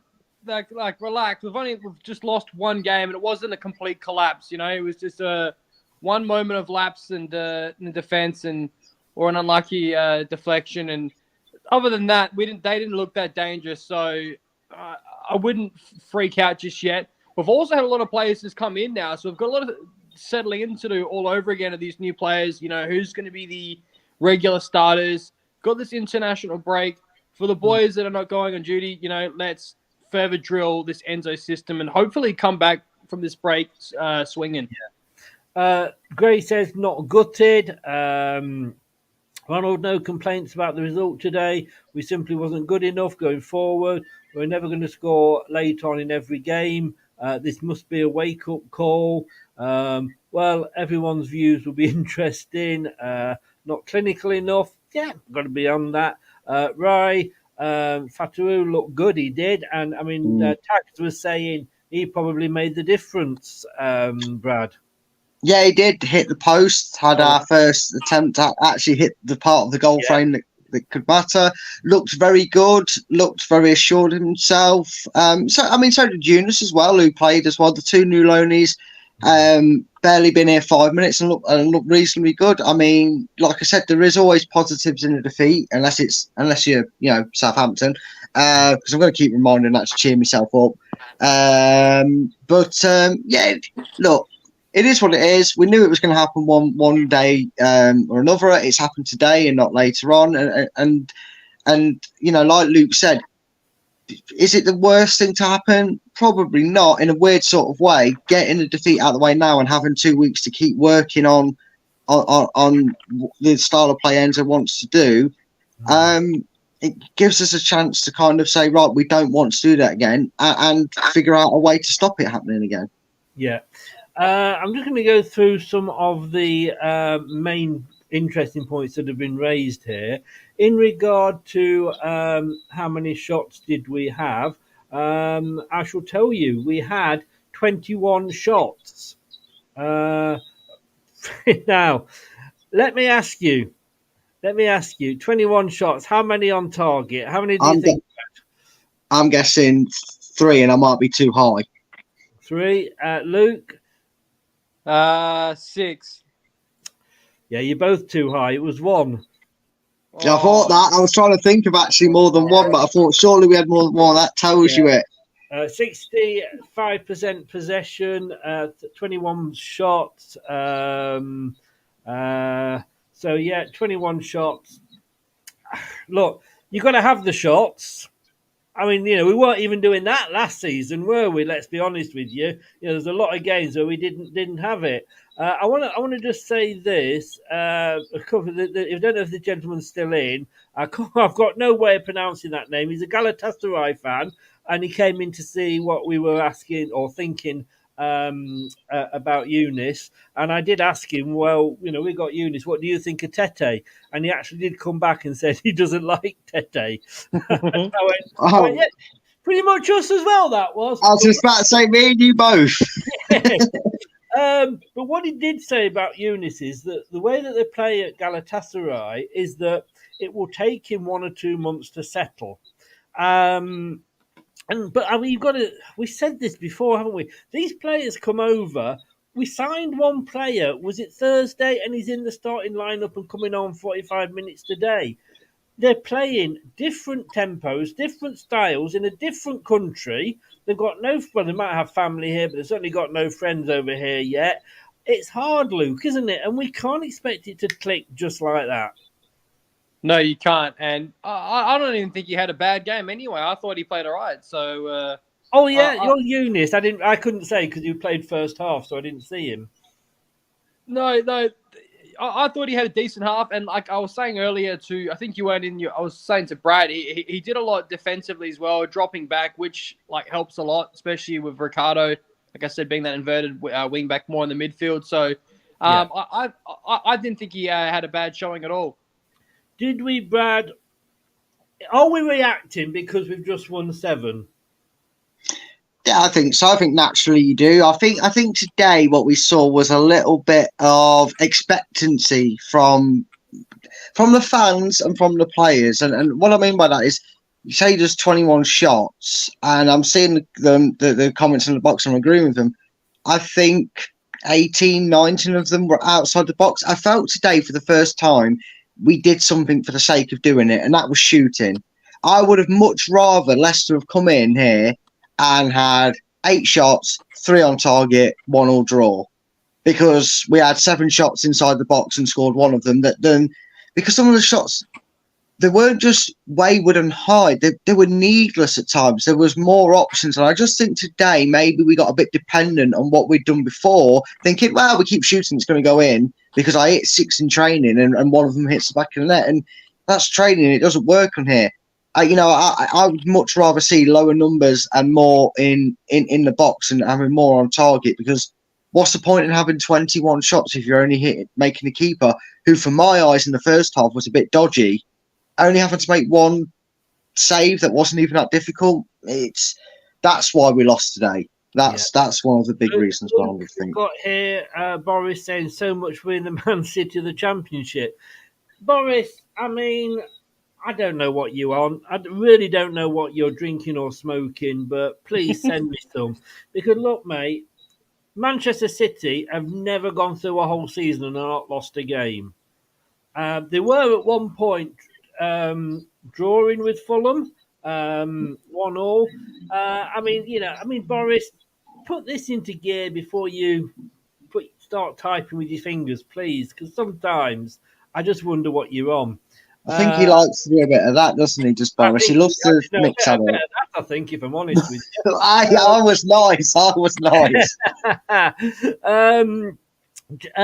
Luke, again, you've seen the whole game. Doyle was awful, says Jack. Can't tackle. Is Justin fit? For Fatawu, one ray of light. At last, a wide man who can beat a defender on the outside and get into the byline. I thought we'd got 2 or 3 of those this season. I think to what Jack said, it definitely was not a good game for Doyle today, but I don't think that, like, he's had a lot of good other games, so I'm not going to write him off just because he had one bad game. It definitely was soundly beaten, and I was surprised he wasn't subbed for Justin around the 70-minute mark, 80-minute mark. You could see him really getting frustrated. And something spot on that Brad said earlier as well is, yes, we had a lot of shots, but there was no clear plan, and it seemed like it perpetually got more and more desperate. And whereas most of the Enzo ball we've been seeing has been, concise and organized, and it seemed like everything that they were doing when it was working was a drill that they were doing, if that makes sense. It just didn't feel that way today. No. We had a good free kick towards the end of the second half. If only we had a good free kick taker. But we did manage to knock one of their players down. It was like Skittles, wasn't it? This was a very good point, and it was made by Tags, I think it was as well, Brad. 3 minutes extra time, all the changes and the injuries alone. Yes. I was surprised at that. I mean, first of all, I'm not going to blame it on us losing this game. We shouldn't be relying on 6-7 minutes, but it is right. I mean, if you're going to change the rules, it's almost like we struggle with this in football. Keep it consistent, because Jack said it earlier. Not Jack, you're Luke. It's because I read Jack's comment. Sorry, Luke. Sorry to call you by a different name. But Luke said it earlier. I'll be a bit cleaner than the way Luke said it, but Hull were play acting. They were rolling around. Some of them were acting like they'd been shot in the leg by a sniper on a building. So where's 6 minutes? Where's the punishment fits the crime? That's what we're doing. We're trying to give fans football. Look, doesn't change the result, and we shouldn't be relying on 6-7 minutes, like I said. But the officials, they were a bit, I don't know, they were weird all game. Sometimes they were spot on, and sometimes you just couldn't understand the decision making. But look, it is what it is. Again, we didn't lose the game because the referee didn't give us more minutes to score. Aaron White says there, lads, it's week in, week out. We're having 10 plus shots outside the 18-yard box. So if we had 10 plus shots outside the 18-yard box, therefore, Aaron, we had 10 shots inside the 18-yard box. Now, does it mean that you're not allowed to shoot? Is that a new rule that's been brought in, Aaron, that I don't know about, that you're not allowed to shoot from outside the 18-yard box? I mean, it hits people. It deflects in. These things happen. I mean, let's get some sense into this. It's one game. We lost 1-0 by a side that came to frustrate us. We're literally nitpicking here. It's nitpicking. It's wasteful and bad chances on the player's behalf. You wouldn't. So Tielemans shot in the FA Cup final. That was wasteful, was it? Oh, I think he actually went in and won us the FA Cup, Aaron. Wobble your head, please. Wobble your head, Luke. Talk to me. Am I out of order here? And I respect Aaron's opinion. He's entitled to his opinion. Everybody's got an opinion, but I just think, we're having the shots. This time last year, we were moaning because we were not. We went through games that we had 5 shots or something, and none on target. It was worse than that. it was worse. No, you're not out of order. 100%. Everyone just needs to relax. We've just lost one game. We've gone from having a string of 2 or 3 games last season where I think we had 2 to 3 shots at goal, not even on target. So the fact that we're nitpicking as we are, even with wins that we've had, okay, in the position that we're in, everyone just needs to calm down. We didn't have a total collapse. We conceded 1 goal, and we dominated the rest of the game. Yes, we lost and missed a lot of chances, but it doesn't matter. We still completely dominated the ball. Never did I feel at any point of this game where I was like, oh, here we go again. We're going to concede another and another. And it never felt like that. And everyone, I know it's frustrating and you say, oh, it's tippy-tappy football and this and that. Well, so what? Before this, we're winning every single game. And you can see what Enzo's trying to do. I think, I'm not going to start writing people off and complaining just yet. No, I don't think we can. And I think, Brad, how far have we come in? Well, this is match week 5, so we're 5 weeks into the season. Look how far we've come from where we were. Yes, I know we're in a lesser division now, but we've not just been thumped 5-0. No, we've not. And look, the thing is, right, when you shoot from the edge of the box, when it goes in the top corner or flies in the back of the net, it's the best thing since sliced bread. It's the best decision ever. What a hit, son. And when you have a day like today where they go in row Z, they go 10 yards wide, they deflect off a Leicester player and go out for a goal kick or something ridiculous like that happens, it's frowned upon, and it's part and parcel of football, because at the end of the day, whether we felt we deserved it or not, had one of Dewsbury Hall's efforts gone in, had Abdul's shot hit the other side of the post and got us a point, I don't think we'd be complaining too much, because we'd have been undefeated, we'd have nicked a point, we'd have felt good about it, we'd have taken it aside. I kind of get the frustrations because sometimes the players see the headlines before they're written and they do try and have these long-range shots, and I think sometimes there is a time and a place for it. But wait, what you're supposed to do as an attacking midfielder, the ball's in front of you, you're 20 yards out and no one's closing you down. Well, I don't see Kevin De Bruyne turning down a chance to shoot. I don't see Mallison turning down the option to shoot. Son scored a hat-trick, so he definitely doesn't turn down the option to shoot from an position. So, look, take the loss.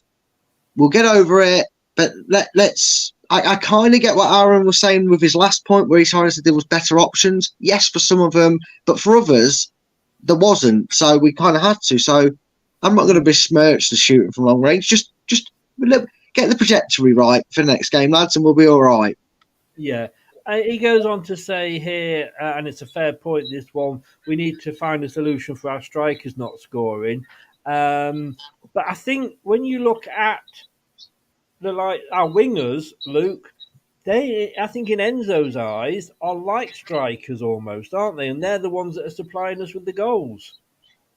Yes, and that's what I meant. I meant it the other way around earlier about the Vardy. It'd been a different game when he came on. As much as I love Vardy, aging or not, I think this Enzo style of football suits Kelechi a lot more. And even though he's not scored a goal, I believe he's had a couple of assists. He's had a lot of link-up play because he plays so deep with his back to the goal. That's why I was quite happy that we kept Kelechi as much as I liked him already, because I feel like once a goal goes in for Kelechi, I believe they'll start flooding in.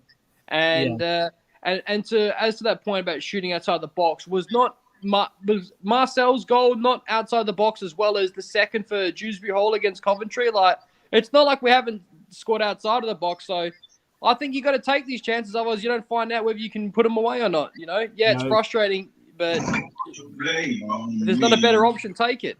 Yeah. Okay, so let's just go through the results today in this division, and we'll look at man of the match. So Sunderland 5, Southampton 0. I'm sure some fans would love us to be Southampton at the moment. Swansea 1, Bristol City 2. Well done, Anthony. Birmingham 1, Millwall 1. Ipswich 3, Cardiff City 2. Ipswich coming back from behind there to win. Rotherham 2, Norwich 1. Coventry 3, Watford 3. Wow, that was a game and a half. Leeds United 0, Sheffield Wednesday 0. Plymouth Argyle 3, Blackburn Rovers 0. I suppose everybody wants us to be a Blackburn fan now as well, then. Yeah, yeah, exactly. Leicester City 0, Hull City 1, as we know. Stoke City 0, Preston 2. Middlesbrough 0, QPR 2. West Brom 1, Huddersfield 2. So let's have a look at the table. Preston are now top of the table with 13 points. Ipswich second on goal difference.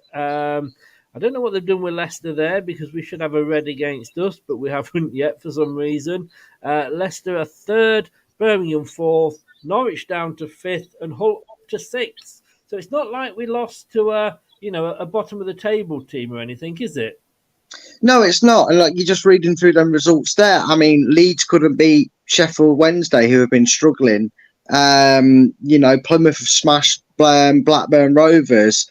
Rotherham have held out to beat Norwich. Did you say Huddersfield have beaten West Brom 2-1 as well? I think you said. I heard you say 2-1. I can't remember which way you said it, but Huddersfield, beat West Brom 2-1. So, we already know the early results. Sorry if there's any Southampton fans wanting to get off the channel. And I don't know why they would be here, but, losing 5-0. So, look, it happened. It hasn't happened in bad fashion in sense of, 3-4-0. We didn't collapse. And again, really, and I stand by it. Realistically, did Hull deserve to win that game? Because to me, whilst you say we didn't deserve to win it, I don't think we deserve to lose it based on how Hull played, because that deflected goal aside, they were terrible today going forward. They offered nothing. And on another day, we'd probably be sat here going, we drew 0-0. We didn't create enough, but at least we didn't lose the game. I just think it was one of them because it isn't like Hull did a masterclass on us and we're lucky that it was only 1-0. Not by a long shot. Yes, yeah. Welcome back. Luke, were you fiddling about with your charger? No, sorry, mate. No, there's actually a pretty mental storm right outside right now, so it must have just tripped the incident. I'm not sure. Well, you're not supposed to. I hope it's not going to be. It doesn't rain this time of the year, does it? I hope not. Oh, you wouldn't like to hear what it sounds like if I took a quick stroll outside right now. Right, there's just a point here. Terry, again, I've got to say I don't agree with this, mate. I'm sorry. Head injury, having a laugh because the ball hit him. Ref stops the game. Of course he does. It's a head injury. Brad. Yeah, but I can't. The thing is, I think Terry's referring to the incident where the player kind of went to go off the pitch, realised if he went off the pitch, he would have to stay off for 30 seconds, and then went back down and acted theatrics. And the head injury thing is head injury. You deal with it, whether it's a ball hitting him or a clash of heads. Head injuries. But I think that was the point in the game what really ticked Leicester fans off, because the referee should have forced him off the pitch. And again, the frustrations as to why we only got 3 minutes, because he was down for 3 minutes himself. The substitutions not count for. Yeah. No. I mean, the ref, to me, Luke, and I've been praising the refs all week, all season, because I think they've been pretty decent. But the ref today was bloody awful. And I'm not blaming him for the loss, but where other referees have let the game flow, he was, he couldn't get his whistle up to his mouth quick enough, could he? No, that was quite frustrating, actually. And again, as Brad said, we shouldn't have been depending on, those extra couple of minutes, but definitely 3 minutes was questionable. It's like I was expecting at least 6. I'm pretty sure it was the second half when Dewsbury got dragged to the ground inside the penalty box. I don't know if you guys saw that or thought that was a penalty or not, but there was definitely a lot of questionable decisions and a lot of stoppages in the play from the ref tonight. Yeah. Now, Luke, I asked you, I dropped you in it last week, so I'm going to drop you in it again this week because you've seen the whole game. I'm going to ask you for a team rating out of 10. A team rating? Yeah.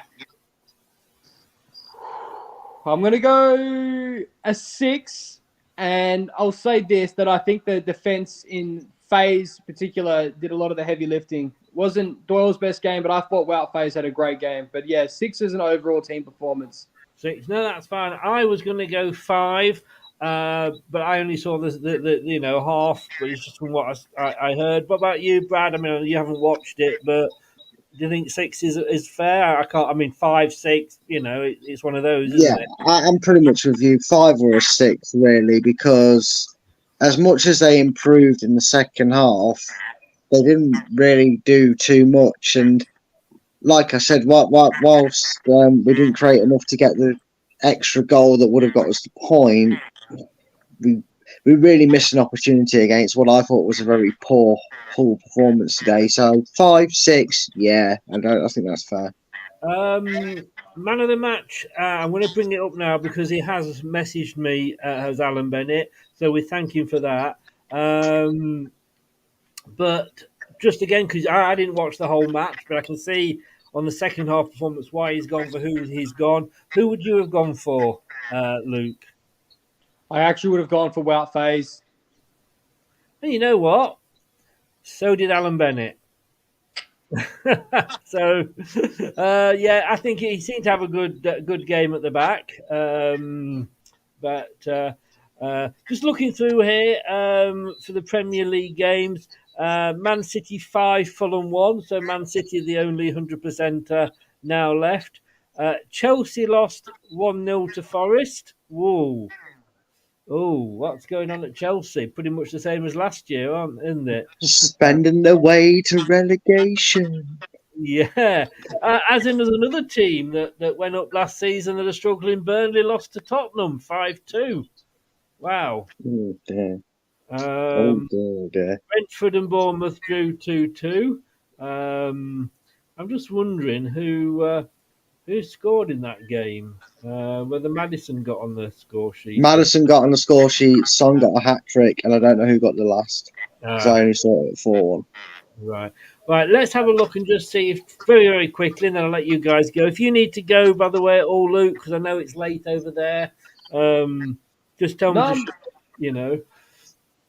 I'm all good, thanks, mate. But could you please do me a favor? I know it doesn't, dictate the game, but could you please tell me if you've got it in front of you, how much possession percentage we had for that game? Because we've been hitting about 66% nearly every game and up. I did have it. You've just asked me just as I shut it down, but let me open it up again. Sorry, mate. No. Where's the camera? You've been watching me. Right, let's have a look. Football. BBC. Let's have a look at the BBC. Leicester Hull. I think it was about 60, to be honest with you, but 65% possession we had. There we go. Nearly on the money. Yeah. Look at all of our games have dominated the possession. It's just we didn't get that final touch and that finish that we needed today, unfortunately.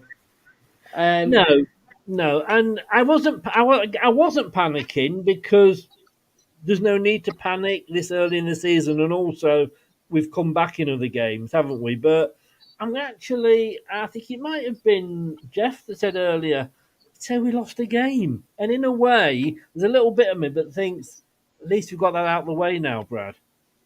Yeah, definitely. And look, it's just one of them games. We just couldn't quite click it to gear in that final third. We were a little bit, probably too preemptive of what we was going to do with the ball. I think some of them passes showed that we were maybe expecting runs to be made but weren't. And it's not the worst thing in the world, is it? No. That we've lost today, because I think a lot of people looked at our fixture list and maybe thought might lose to Cardiff, might have dropped points earlier. So yeah, it's disappointing that we've dropped them now, but we were going to do it at some point. So this is what we need to see now. 2 weeks from now, we will see how they respond to their first defeat. Yeah. Right, let's just quickly go. This is Jordan Blackwell, who writes for the Leicestershire Live, Leicester Mercury. My best mate. For the game. It's Brad's best buddy. He's given Hermanson 6, Ricardo 5, Faze 6, Vestergaard 5, Doyle 4, Winks 6, Ndidi 4, Dewsbury Hall 5, Yunus 4, Kalechi 5, Casey McAteer 7, Casadri 6, Fatwu 7, Mavididi 5, and Vardy 6. So I think Fatwu got 7. I think that was his highest score, and therefore his man of the match. I mean, he did make a difference, though, didn't he? And he does look an exciting prospect, Luke. He does, really fast. Absolutely a lot of pace to him. I would like to see him get some more time on that right wing. That position is going to be the most competitive challenge for spot, probably in our starting 11. A lot of positives for the half he was on, or not even a half. So, yeah, we'll just have to wait and see next time he's on how he goes. Yeah. Stuart very quickly says there, if you watch the yellow card, ref didn't even put names down because then commentator said that Greaves had a second yellow. I didn't notice that. I've got to be honest with you, and I didn't hear that, so I can't comment on that. But I don't know what the position would be with that, Brad, if it works out that he did have 2 yellows. Well, I mean, the commentator apologised, saying he must have made a mistake because he thought he had been booked. He didn't say that he thought he could have been. I think the implications are nothing, really. I don't think it's ever happened in football, and if it has, maybe that player's picked up a 1-game suspension. They're only going to follow the rules, aren't they? It's not like the players conned the world into thinking something has happened, and it's not going to affect the result or anything. So, worst case scenario, it turns out the referee's absolutely cocked it up, and that Greaves will get a 1-game suspension. But that's all I think will happen. They'll just go, oh yeah, you messed up, should be a 1-game, and that'll be it. But well, look, international break next week, guys. We all get a week off.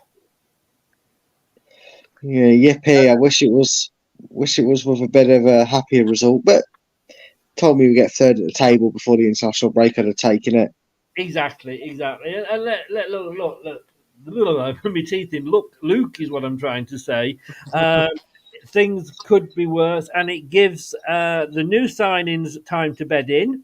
Those that aren't going off on international duty, of course, and it gives Enzo a chance to put things right.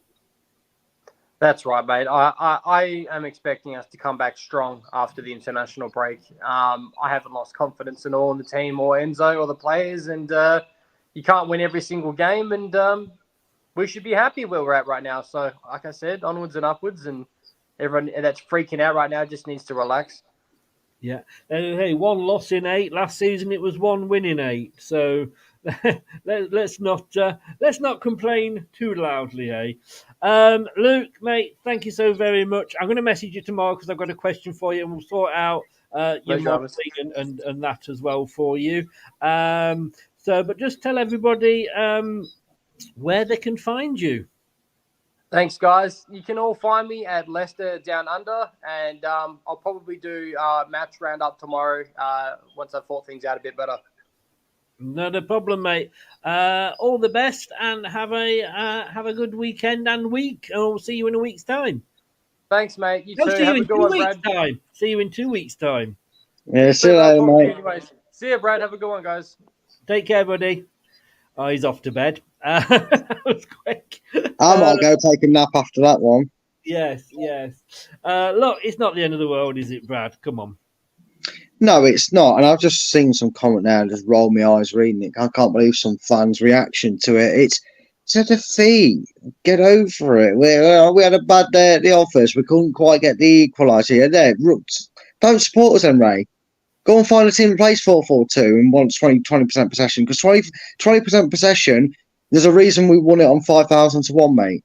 We'll get absolutely nailed in the Championship playing 25% possession. But if that's what you want to go and watch, mate, respect your opinion. Go and find a team that plays 4-4-2 and keeps 25% of the ball and wins every week. 1 defeat, and everybody loses their mind, to quote a famous Joker moment now. You know what I mean? It's ridiculous. Some of you need to get a little bit of a grip on reality and realise that we're not going to win every game. We weren't going to go 46 games, 46 wins. We lost a game. Now the interesting part, the fun part of football, in 2 weeks' time, we see how they respond. Yes, exactly. Look, one team has gone through a season in English football without losing a game, and that was Arsenal. And they didn't even do it throughout a season. It was over the course of 2 seasons, which is the biggest they had part. the Invincibles. They had the Invincibles. Yeah, but the Invincibles was over 2 seasons, Chris. It ticks over. Yes, it did. Honestly, I bet you. I bet you they did it into February. They went the whole season. Did they? The game. Did they? Maybe it's just. Oh no, they went into next. It ran into next season as well. Sorry, that was my. Yeah, that's. Oh God. But they did go through. I love what you're saying. Yeah, they did. The whole season. Some team did it in Scotland, but let's be honest with you. You know, bloody Rochdale could move up and play in the Scottish League and go the whole season and beat us. That's nothing. So look, it will be good to see how we're going to react to this. I do feel that we've got the albatross off our backs. Good to see that changes were made. Maybe we do need to see, like you say, a plan C. But look, I'd have taken this at the start of the season. I think we all would. Brad, yeah, definitely. Yeah, we will see. You're gonna have a week. Say pretty much a quiet week next week. There's no prediction league. There'll be no preview, but we will be doing Let's Talk Leicester Monday night at 7. So hopefully we'll see you then. Yes, and once I can gather up all the information, I will be doing a show on LTID TV 2. It'll be a update of another transfer show for you all. It'll be a women's LCFC update of the ins and outs that have gone on there and preparing for their first game of the season. So I'll squeeze that in to this week, being as we haven't got a game to talk about and predict and whatnot. Although I might just sit here for the next 3 hours and watch Terry and Boris discuss if we should still. I know, right? I think we should get. What was the show where they just used to shout "fight"? I think we could see that between Boris and Terry in this chat. All I will say is that we won the World Cup playing 4-4-2. We didn't win a World Cup playing 4-4-2 after that, did we? But then again, we haven't won a World Cup playing any formation. So that's probably the wrong analogy. So, the thought was there, Chris. I'll give you that. You get an 8 out of 10 for the thought being there, mate. For trying, and I'm very trying. Right. Brad, thanks so very much, mate. And I will see you Monday night. Have a good, if you can, rest of the weekend. I'll try to, mate. I'll see you Monday. Cheers, everybody. Take care, everybody, and I will see you Monday. Thanks to everybody for watching. Thanks to everybody who joined in. Really do appreciate it. Thanks to Brad. Thanks to Luke. I'll see you Monday night. Take care. Thanks for watching. These videos are tremendous. You better like them too, or I'll be back. This podcast is proud to be part of the TalkSport Fan Network. TalkSport. Powered by fans. That will conclude this evening's entertainment.